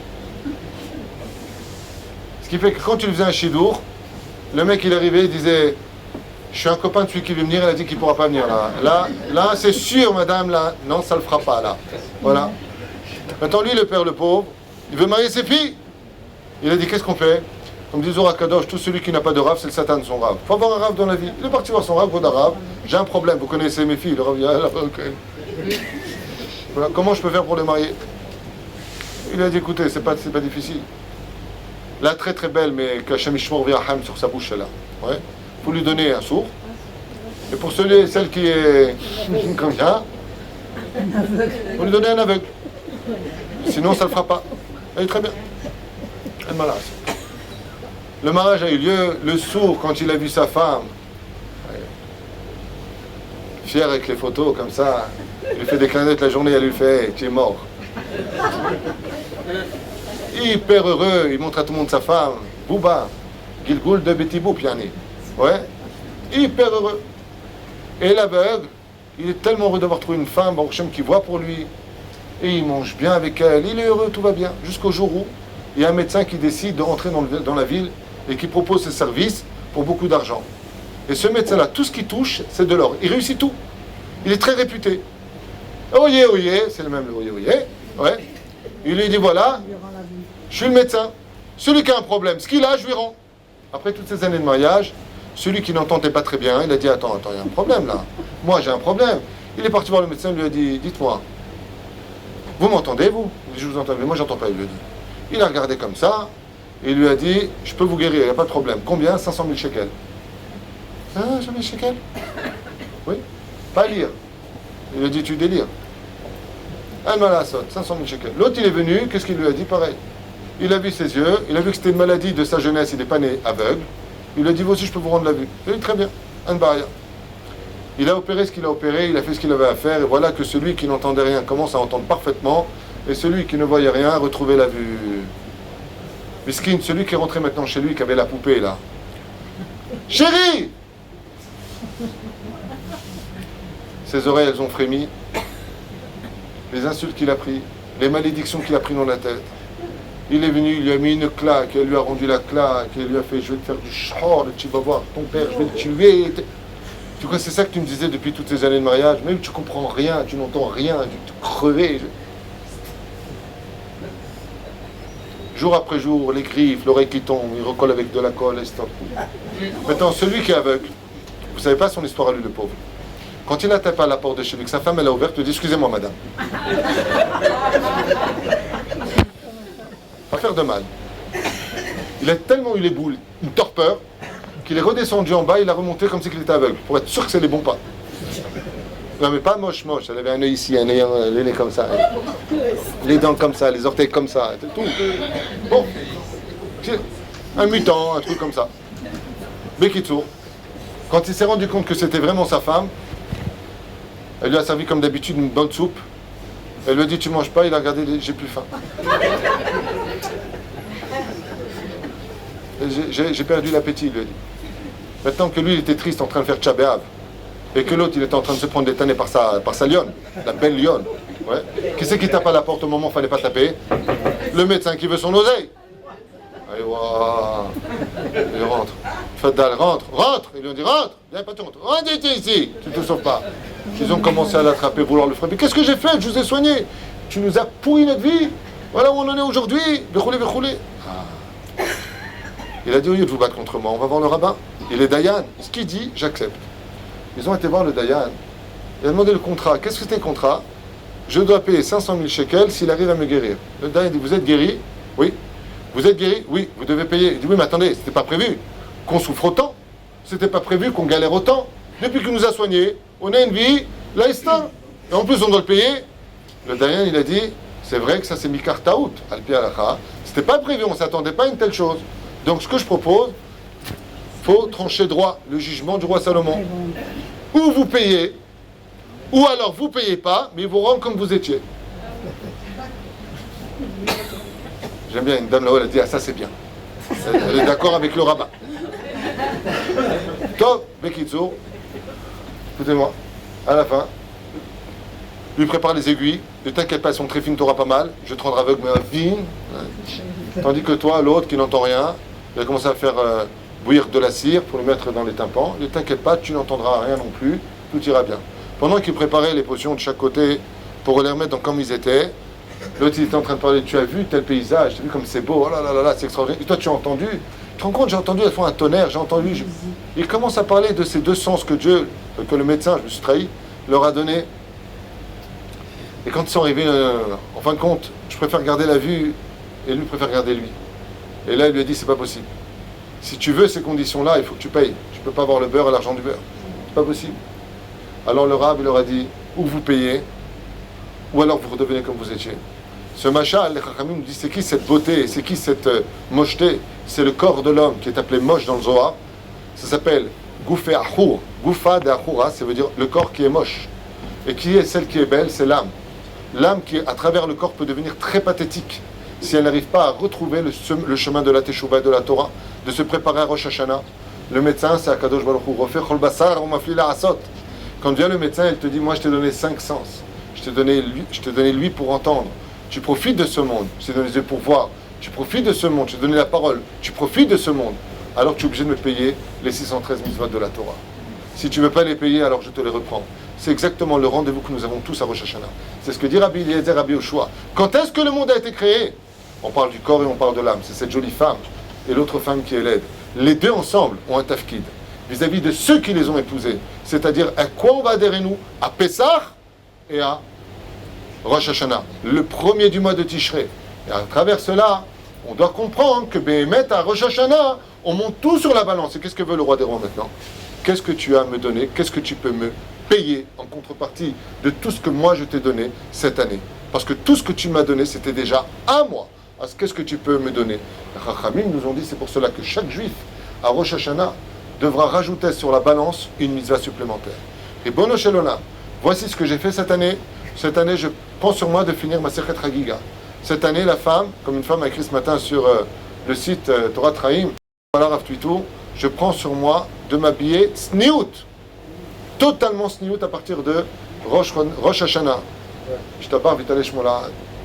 Baruch Hashem, que chacun de nous prenions quelque chose sur nous, befoad, comme par exemple de la hardoute, d'arrêter de se juger les uns les autres, d'arrêter de se regarder par rapport à notre côté politique ou kippot, ou les kippotes que nous portons.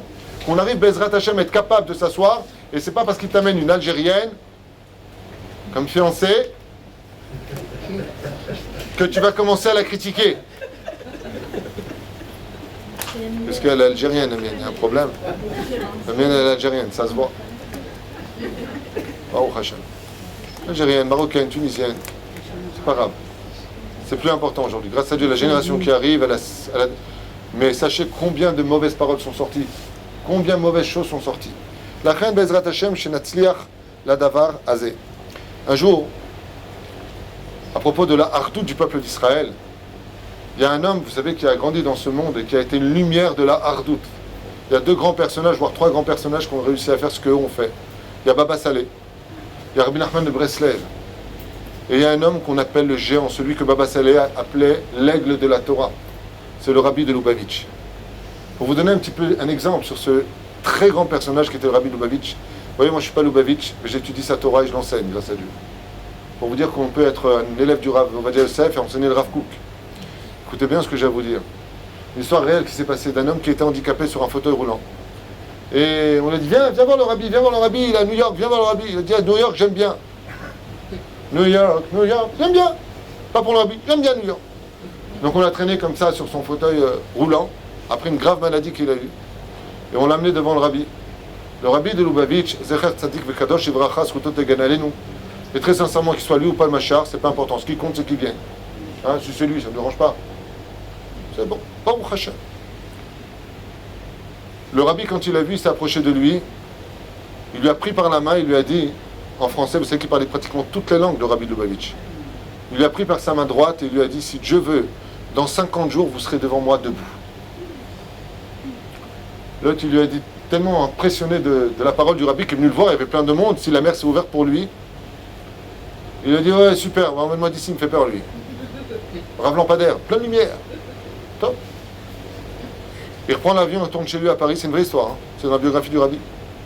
Il retourne chez lui à Paris, et comme bénédiction du Rabbi de Lubavitch, cet homme tombe de sa chaise, dégringole les escaliers, et se redevra de subir une opération très délicate. Quand il était à l'hôpital et qu'on lui a annoncé qu'on devait l'opérer des jambes, chose qu'on avait évitée jusqu'à ce jour, il a regardé son copain et lui a dit, tu vois, le Rabbi et sa bracha, seulement l'opération, Baruch Hashem a réussi. Non seulement elle a réussi, mais ils ont pu arranger les tendons qui l'empêchaient de pouvoir marcher droitement. Et cet homme-là, après quelques jours, a pu remarcher. Son copain il est parti le voir et lui a dit, dis-moi, tu t'appelles de la bracha du rabbi? Il a dit, bien sûr, je m'en rappelle. Tu veux pas qu'on aille le voir pour le remercier? Il a dit, mais tu plaisantes ou quoi? Le rabbi, ça fait 48 jours qu'il m'a pas vu. C'est quoi, combien de temps qu'on n'est pas? 48 jours, il lui a dit. Il va se rappeler de moi. Et il lui a dit, viens, on y va. Si c'est un médecin, tu ne lui aurais pas apporté un cadeau? Viens, on va voir le rabbi. Il dit, prends un billet. Le 50e jour, ils arrivent dans la maison du rabbi à Brooklyn. Et quand il s'est tenu devant lui, le rabbi, une fois de plus, s'est avancé jusqu'à lui, lui a tenu les deux mains, il lui a dit, Baruch Hashem, tu vois maintenant que tu vas bien? Et cet homme-là s'est mis à pleurer. Il a dit au rabbi de Lubavitch, vous savez ce qui m'étonne au-delà du miracle que je puisse marcher? C'est que j'étais persuadé qu'avec ces milliers de personnes que vous voyez toute la journée défiler devant vous, jamais vous vous seriez souvenu de mon visage. Et rabbi Lubavitch lui a fait un grand sourire, il lui a dit, mais comment je peux oublier un homme pour qui je prie depuis 50 jours? Ça fait 50 jours que je prie pour toi. Comment tu veux que je t'oublie? Lui était Rosh Hashanah, lui tout seul. C'est ça, Rosh Hashanah. C'est ça, être la tête d'un corps. Le leader d'un peuple. Rosh, pour tout un corps. C'est celui qui était capable de comprendre que si j'ai un panari à l'orteil en bas, c'est tout mon fonctionnement à moi qui ne peut pas aller. Comment je peux être bien s'il y a des juifs qui ne mangent pas cachère? Comment je peux être bien s'il y a des juifs qui sont des goyotes? Comment je peux être bien si un juif souffre de son côté? C'est ça la hardoute de Rosh Hashanah. On aurait pu faire un Rosh Hashanah, je te dis la vérité, sur le nom de la Kabbale, décortiquer les noms, le mot de Tishrei, ça ne m'intéresse pas. Moi, ce que je voulais faire dans ce shiur, avec ta permission, Shimshon, c'était de parler à travers justement un petit peu la Emouna, revenir à la source de Rosh Hashanah à travers toutes ces histoires que je vous ai contées. Comme ces gens qui demandent à vivre. Il y a plusieurs années de cela, à Yeshiva où étudie mon fils en ce moment, à Bnei Brak, Baruch Hashem, l'ancien Mashgiach a vécu un événement tragique. Alors qu'il était en train de s'embarquer pour partir avec ses deux petits-enfants et sa fille de 7 ans, le bateau a eu un problème à 4 km du rivage et le bateau a dû couler. Le père s'est retrouvé avec ses deux enfants qui se sont accrochés à son cou et sa fille de 7 ans qui était plus lourde que les deux autres. Et le père lui a dit, ma fille, accroche-toi à mon col. Accroche-toi à mon col. Le père, après avoir nagé pendant 300 mètres, s'est retrouvé avec les membres titanisés, gelés par l'eau. Il a regardé ses deux enfants qu'il a serrés contre lui, sa fille qui se traînait par le col, une vraie histoire. Il s'est mis à pleurer, le père. Il lui a dit à sa fille, je ne tiens plus, ma fille. Je suis un digne de Din Rodef. Rodef, ça veut dire que les deux, je peux encore les tenir et y arriver. La seule qui nous empêche d'arriver, au niveau physique, c'est toi, ma fille. Il faut que tu lâches le col. C'est où on meurt, nous tous, où tu lâches le col. La fille qui avait grandi dans une éducation, c'est une vraie histoire, une éducation pieuse, elle lui a dit, papa, je connaissais la halakha. Et sur place, elle a lâché le col et le père s'est mis à hurler. Après s'être enfoncée dans les flots, ça fait à peine nager. Elle est revenue jusqu'en haut, elle lui dit, papa, je ne veux pas mourir. Elle lui a hurlé, papa, je ne veux pas mourir. Le père, quand il a entendu ça, il s'est repris. Il a pris la main de sa fille, lui a remis au col. Il est arrivé jusqu'au rivage. Il a parcouru 4 km avec 3 enfants sur lui. L'ancien mashgiach de l'Yeshiva et mon fils. Il s'est évanoui pendant 24 heures sur le rivage, jusqu'à ce qu'on les ait retrouvés. Quand on lui a posé la question, il est revenu à l'Yeshiva, il lui a dit, mais d'où vous avez eu cette force? Il lui a dit, du cri de ma fille. Il lui a dit, mais je ne comprends pas. Avant de lui dire, lâche le col, vous savez bien qu'elle allait mourir. Alors, où était le chidouche? Il y a des gens qui demandent à vivre, mais ils sont déjà morts. Ma fille, quand elle a dit, papa, je veux vivre, elle m'a rappelé qu'elle voulait vivre comme la Torah le demandait. Pour la Torah, elle méritait de tout surmonter. Et c'est ce qui est marqué. Sifrei Chayim ve'matim niftachim. Écoutez bien ce chidouche.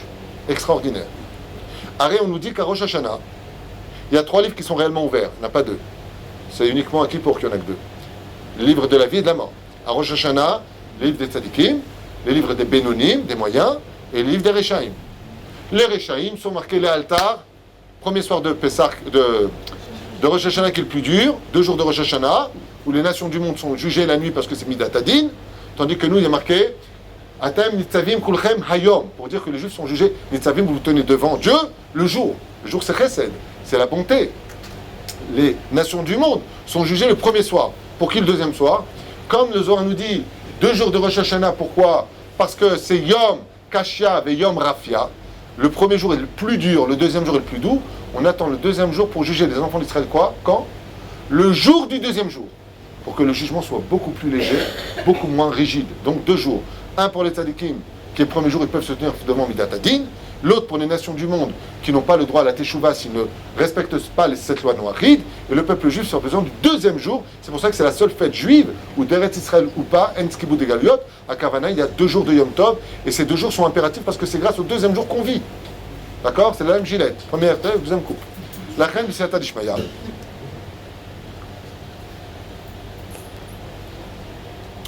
Qu'est-ce que ça veut dire quand on nous dit que les Rechaïm sont marqués dans le livre de la mort tout de suite?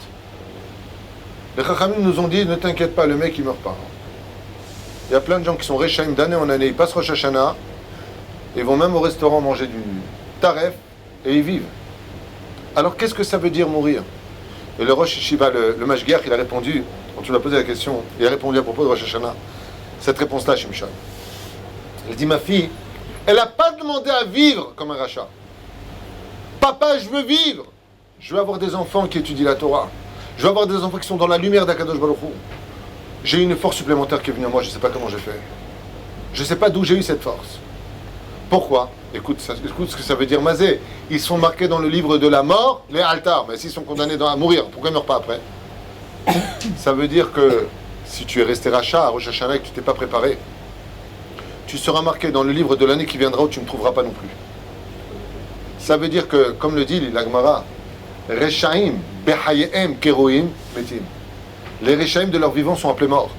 Si tu ne fais pas tchouva à Rosh Hashanah, si tu ne changes pas tes midot à Rosh Hashanah. Et Rosh Hashanah, ça peut être à n'importe quel moment de ta vie. Vous savez que dans le Zohar Kadosh, les Mekoubalim nous disent que chaque juif fait son Rosh Hashanah personnel. C'est quand le jour de Rosh Hashanah, de votre Rosh Hashanah à vous? Vous savez c'est quand? Non, c'était pas une blague, fallait pas rire. C'est quand? Vous savez c'est quand? Le jour de l'anniversaire d'une personne, les Chachamim nous disent, c'est Yom Rosh Hashanah Shelo.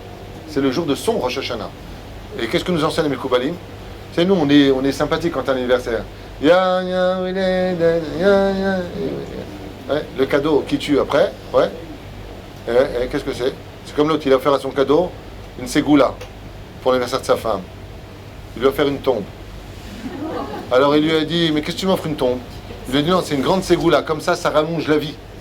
Ah bon, tu es sûr? Elle est partie voir le rab. C'est mon mari m'a offert la place d'une tombe dans un cimetière. Est-ce que c'est bien ce qu'il a fait mon mari pour moi? Il a dit, ça rallonge la vie à ce qui paraît. Il y a une marloquette, mais c'est le cadeau de votre mari. Bon, l'année d'après arrive, c'est l'anniversaire, pas de cadeau. Alors la femme est partie voir son mari, elle dit, moi tu me fais pas de cadeau, écoute, je te fais des gâteaux, tu les utilises pas, c'est pas bon. Elle fait des cadeaux, elle les utilise pas, on va pas faire d'autres cadeaux, c'est ça, hein. Enfin, Bekitsour, c'est une blague, hein, ce que je viens de raconter. Bekitsour. Il a dit, attends, mais avec Eshlichiot, ça veut dire que tu demandes à vivre, mais pourquoi faire? Si c'est pour vivre, à manger des cacahuètes, payer des factures, faire la queue à l'Arnona, t'engueuler avec ta femme toute la journée, maudire celui-là parce qu'il n'est pas bien, parler de la critique de l'autre parce qu'il n'est pas bien, Rabbi va te reposer dans la tombe. Là-bas, t'es tranquille. T'ouvres un restaurant pour les verts, McDonald's, ouvert 24 heures sur 24. Pas besoin de faire la queue, tout le monde est heureux. Plus personne ne t'embête, plus de belle-mère dans les parages. Tu kiffes. Zema Shekatouf. Les Rechaïm, on les marque tout de suite dans le livre de la mort, mais ils ne sont pas morts. Akadosh Baruch Hu, il dit non, t'as pas compris. L'année qui viendra de Rosh Hashanah, au lieu, comme c'est marqué, nous sommes dans Shnat Tash'a. Tash'a, c'est les lettres du mot Tish'elet Filati. D'accord? Akadosh Baruch Hu te dit, tu ne me trouveras pas ni de ton vivant, ni de ta mort. De ce qu'on apprend ça, c'est très simple. Vous avez remarqué que dans les chants de Slichot, on a l'habitude de chanter Bezochri ale mishkavi zedon libi vashamav. Et ça finit par quel refrain? Nipelana beyad Hashem kirabim. Hein? Rahama. Nous demandons de grâce de tomber dans les mains de Dieu, car dans ses mains à lui, il n'y a que de la miséricorde. Tu peux tomber dans les mains de qui? Au niveau du pshat, mieux vaut-on avoir affaire à Dieu qu'à l'homme. Au niveau du sod, c'est que le jour du jugement, on est jugé par 3 choses. Ou Dieu, ou les tzadikim qui sont décédés, ou les démons qu'on a créés par nos fautes. Quand on vient, qu'est-ce qu'on dit? Nipela na beyad Hashem, que l'on tombe dans les mains d'Hachem. Parce que Dieu est rempli de miséricorde. C'est Dieu lui-même qui nous juge. C'est ça le salaire des tzadikim. Ils sont marqués dans le livre de la vie. Et ça veut dire quoi, le pisod? Ils sont marqués dans le livre de la vie. Ils sont marqués dans le livre où ils verront la vie qui est appelée Etzraim Hila Mahazikim Ba, c'est Hachem. C'est Dieu lui-même, Nipelana Beyad Hachem. Tandis que les Rechaim, Lonoflim Beyad Hachem. Ils n'iront pas dans les mains d'Hachem. Ils ne verront pas Hachem toute l'année en Kavana, et ils ne tomberont pas sur Hachem s'ils meurent. Car à Rosh Hashanah, tout va être décidé. S'il vit ou s'il meurt. Tous les gens qui sont morts cette année, avant Rosh Hashanah, jusqu'à 1 minute avant l'entrée de Rosh Hashanah, ont été décrétés depuis Rosh Hashanah Sha'avar. C'est pour ça qu'on dit d'ailleurs que finissent toutes les klalotes cette année, que redémarrent toutes les brachot de cette année. Tous ceux qui ont gagné de l'argent, toute cette année-là, ça a été décrété quand? À Rosh Hashanah. Jusqu'à ce Rosh Hashanah. Et pourquoi on a besoin de nous le dire? Pour t'enseigner que la vie, ce n'est pas je passe d'une station à une autre station, tu vis, je meurs. Papa, je veux vivre, elle lui a dit. Je veux renouveler ma vie. Je ne mérite pas de mourir parce que ce que je veux vivre, c'est quelque chose qui me donne le droit de vivre et d'arrêter de dire que j'ai un digne de Rodef. Ça veut dire quoi un digne de Rodef? Si je te tiens, je coule tout le monde. Papa, je vaux le coup que tu te battes pour moi. C'est ce que nous, on doit prouver à Kadosh Baruch Hu Rosh Hashanah. Abba, je veux vivre. Ben, Dieu te dit pourquoi? Qu'est-ce que tu as fait cette année? Rien. Qu'est-ce que tu as rajouté cette année? Rien. Qu'est-ce que tu as rajouté comme mida cette année dans ta vie? Qu'est-ce que tu as travaillé dans tes midot? Rien. Azamator c'est l'ikhiot. C'est quoi la balaga? C'est Awatchouba. Comme par exemple de ne pas parler dans une bête à Knesset, qui font partie des sourim les plus graves de toute la Torah. Le Shulchan Aruch dit quelle est la avéra la plus grave de toute la avérote? Zera levatala. La numéro 2, c'est laquelle? Dibour bebet à Knesset. Les gens nous disent, le Zohar nous apprend. Alors ça va être Hanan. Vechan alakha lemaaseh, kol hamedaber bebet knesset, en lo chelek be'elokei Israël. Tout celui qui parle dans une synagogue, mesdames et messieurs, n'a pas de part au monde futur. En lo chelek l'olam haba. En lo, c'est Shulchan Aruch. En lo chelek be'elokei Israël. En lo chelek. לכן האדם צריך בעזרת השם להקשיב. Comme on dit à propos du shofar. Mais c'est shofar, shipru ma'asechem. Shipru, ça veut dire ishtaper en hébreu, veut dire améliorer ce que vous avez été. Pour que la tête soit bonne et que le corps suive. Si Bezrat Hashem on arrive à cela, à Niske Behemet, l'école minée des métaves. J'aime bien mon appréciateur me dit, il est l'heure. Je vais voir une. C'est pour cela que je finirai avec une petite histoire. Non, parce que ce qui paraît, je suis un mec à histoire. Non, pas des histoires. Sympathique, non, je suis marié. Alors, je vais raconter une histoire d'un des plus grands maîtres du judaïsme contemporain de Rabbi Nachman de Breslev. Surtout Tagan Aleinu.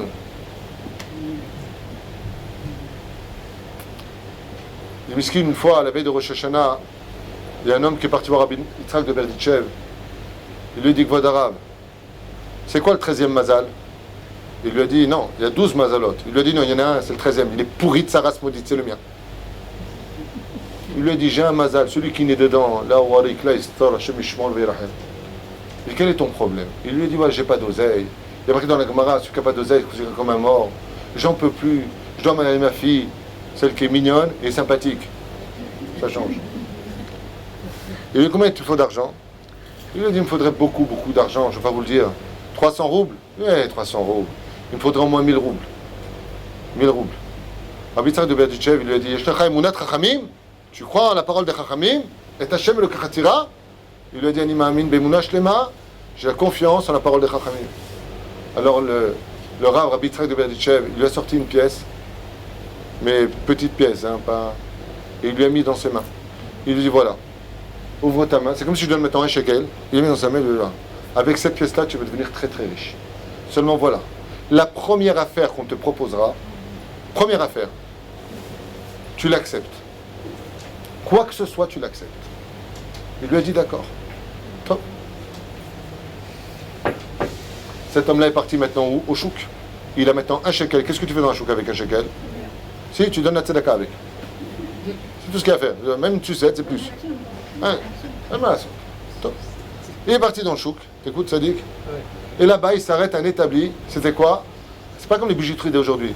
C'est des bijoux sur la table avec 4 gardes du corps, 4 pitbulls comme ça, ouais, humains, autour de la table pour que personne ne touche. Et lui, maintenant, il a un shekel dans la poche. Il regarde les bijoux. Où chaque bijou, ça vaut des milliers de roubles. Il regarde, il regarde, il regarde. Maintenant, le propriétaire de l'endroit, le patron, il regarde le mec, il dit, mais excusez-moi, vu vos habits, je me demande pourquoi vous arrêtez à mon stand. Continuez votre chemin. Il dit, non, je regarde, je suis intéressé. Il dit, pourquoi vous pouvez acheter? Il lui a dit, ah, dans sa tête, vous pouvez acheter une affaire à faire? Oui, je peux l'acheter. Si tu peux l'acheter, combien vous avez sur vous? Ah! Il a tellement rigolé, le patron, mais tellement rigolé. Il lui dit, écoute, je ne sais pas ce que tu fais avec ta pièce, mais tu me fais trop rire. Tu sais ce que je vais te vendre? C'est tout ce que tu as. Il lui a dit, c'est tout ce que tu as. Pour ce mot qu'il lui a dit, tu sais ce que je te propose? Je vais te vendre mon Gan Eden. Tu veux mon Gan Eden? Il lui a dit, tu veux mon monde futur? Il lui a dit, attends 2 secondes. Il se rappelle, qu'est-ce qu'il dit, le arbitre de Berditchev, la première affaire, j'achète. Et ils font un contrat.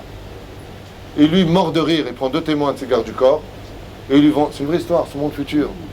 Et il lui prend son shekel, il est mort de rire, il avance comme ça, et le pauvre, il s'en va hyper heureux. Je vais venir Rabitra qui m'a promis, il se dit dans sa tête, la première isca, je viens de la faire, j'ai plus ma pièce, maintenant je suis un homme très riche. Qui c'est qui arrive? Fitna. La femme du patron. La vraie patronne. Celle qui était l'héritière des bijoux et qui a épousé ce clochard, qui est devenu son mari, qui est devenu riche grâce à elle. Elle lui dit, pourquoi vous rigolez comme ça? Et c'est quoi cette pièce? Tu joues les cow-boys? Elle lui a dit. Elle dit, non, rien du tout, il y a un imbécile qui est passé juste avant, et quoi? Et je lui ai signé pour que lui voulait acheter un bijou avec son shekel, avec son rouble. Et alors? Ben rien, je lui ai vendu mon monde futur et t'as fait signer de témoins? Oui. Elle lui a dit, tu viens immédiatement avec moi au Beddin en face, on divorce immédiatement. Je récupère tous mes biens, tu te dégages de ma vie. Il est hors de question que je sois marié avec un homme qui vient de perdre son monde futur. Ça veut dire quoi? Je vis avec toi et dans ce monde, et dans l'autre monde j'ai perdu. Tu n'as aucune crainte du ciel, ni pour toi ni pour tes enfants. Donne-moi le guet immédiatement. Quand il a entendu ça, il a commencé, le mec, à arrêter de rire. Ma pitom! Il court dans le chouk avec ses gardes du corps, il rattrape le mec, il le ramène. Il dit, voilà, c'est lui, écoute, arrête tes bêtises, donne-moi mon contrat, reprends ta pièce et dégage de ma vie. T'es venu devant mon stand, tu m'as pourri ma vie en 2 secondes. Il dit, mais j'aime. Et l'autre, il dit, pas du tout. J'ai signé, tu étais d'accord, il y a eu 2 témoins, j'ai les signatures, je ne veux pas. Écoute, j'ai compris ton histoire, t'es un petit malin. T'es venu me casser les pieds, me pourrir ma race, il n'y a pas de problème. Ok, je vais te donner 10 roubles, je vais me donner le papier, comme ça tu auras fait une belle affaire aujourd'hui, tu dégages. Je veux 1000 roubles. Maintenant, qui c'est qui a avec son bâton comme ça? La patronne. Elle le regarde. Et dit, au fait, les 1000 roubles, si tu dois le payer, c'est pas avec mon argent, c'est avec ton argent, on a un contrat de mariage. Oui, chérie. Prends 100 roubles, sinon... 1000 roubles, il lui a dit. Bekitour, ça a duré, est-ce que ça a duré? Il a lâché le morceau. Il a demandé qu'on appelle 1000 roubles.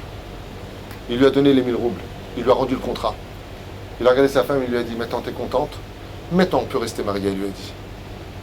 Jeune homme, enfin, monsieur, elle lui a dit. Qui vous a dit de faire cette affaire? C'est Rabbi Yitzhak de Berditchev. Il m'a donné cette pièce, il m'a dit qu'avec ça, je deviendrai très riche. L'autre, il s'est mis à pleurer. T'es très riche, il m'a ruiné. Top. Quand l'homme est parti très heureux chez lui pour marier sa fille, surtout avec mon chef de pièce de maison, hyper heureux, elle est partie voir avec son mari Rabbi Yitzhak de Berditchev.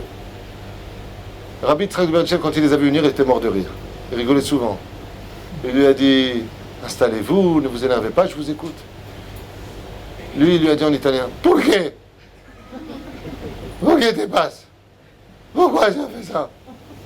Pourquoi tu as dit? La femme, elle lui a dit, t'as fait assez de bêtises aujourd'hui, c'est moi qui parle. Vodarav, j'ai une seule question à vous parler, à vous poser, une seule. Mon mari, entre nous, il avait vraiment un monde futur. Rabbi Yitzhak de Berditchev, il lui a répondu, avant cet incident, il avait un monde futur pour la valeur d'1 rouble. Depuis ce qui vient de se passer, il a la valeur d'un monde futur de 1000 roubles. Et ça veut dire quoi? Si vous avez été prêt à racheter votre monde, à vous ruiner pour la Torah, recommencer votre vie. C'est ce qu'a dit Rabbi Yitzhak de Berditchev. Avant ce Rosh Hashanah, ton monde, il valait pas plus qu'1 rouble. On était tout le temps au marché, tout le temps des choses à faire. On n'a pas le temps pour l'étude de la Torah, pas le temps pour s'améliorer. Il dit, mais maintenant que tu es venu voir le Rav, c'est Akadosh Baruch Hu, maintenant ton monde futur, il vaut plus 1 rouble, il vaut 1000 roubles. Il faut savoir faire les négociations qu'il faut. Et c'est ça Rosh Hashanah. Faire la négociation du mariage entre le corps et l'âme pour trouver Bezrat Hashem, l'aide d'Akadosh Baruch Hu, Eliezer. Eli, mon Dieu m'aide. pour trouver la délivrance, Rabbi Yehoshua, qui porte bien leur nom. Si tu veux l'aide d'Hachem à Tishrei, il faut que tu aies la Emouna de Pessah pour comprendre que si tu n'arranges pas tes conditions au niveau de ton âme et de ton corps, tu passeras des Rosh Hashanah comme un homme qui va au cirque toute sa vie et qui est condamné à vivre dans une obscurité alors qu'il y a marqué Nitzavim Kulchem Ayom. Vous êtes tous présents Ayom. Ayom vient nous enseigner les Parshanim. On parle de retrouver la lumière d'Akadosh Baruch Hu dans le monde de l'obscurité. Comme le dit Rabbi Chanel Ben Akisham Rasak, les Akot et Israël, et Balem Torah Mitzvot. Le but de multiplier Torah Mitzvot.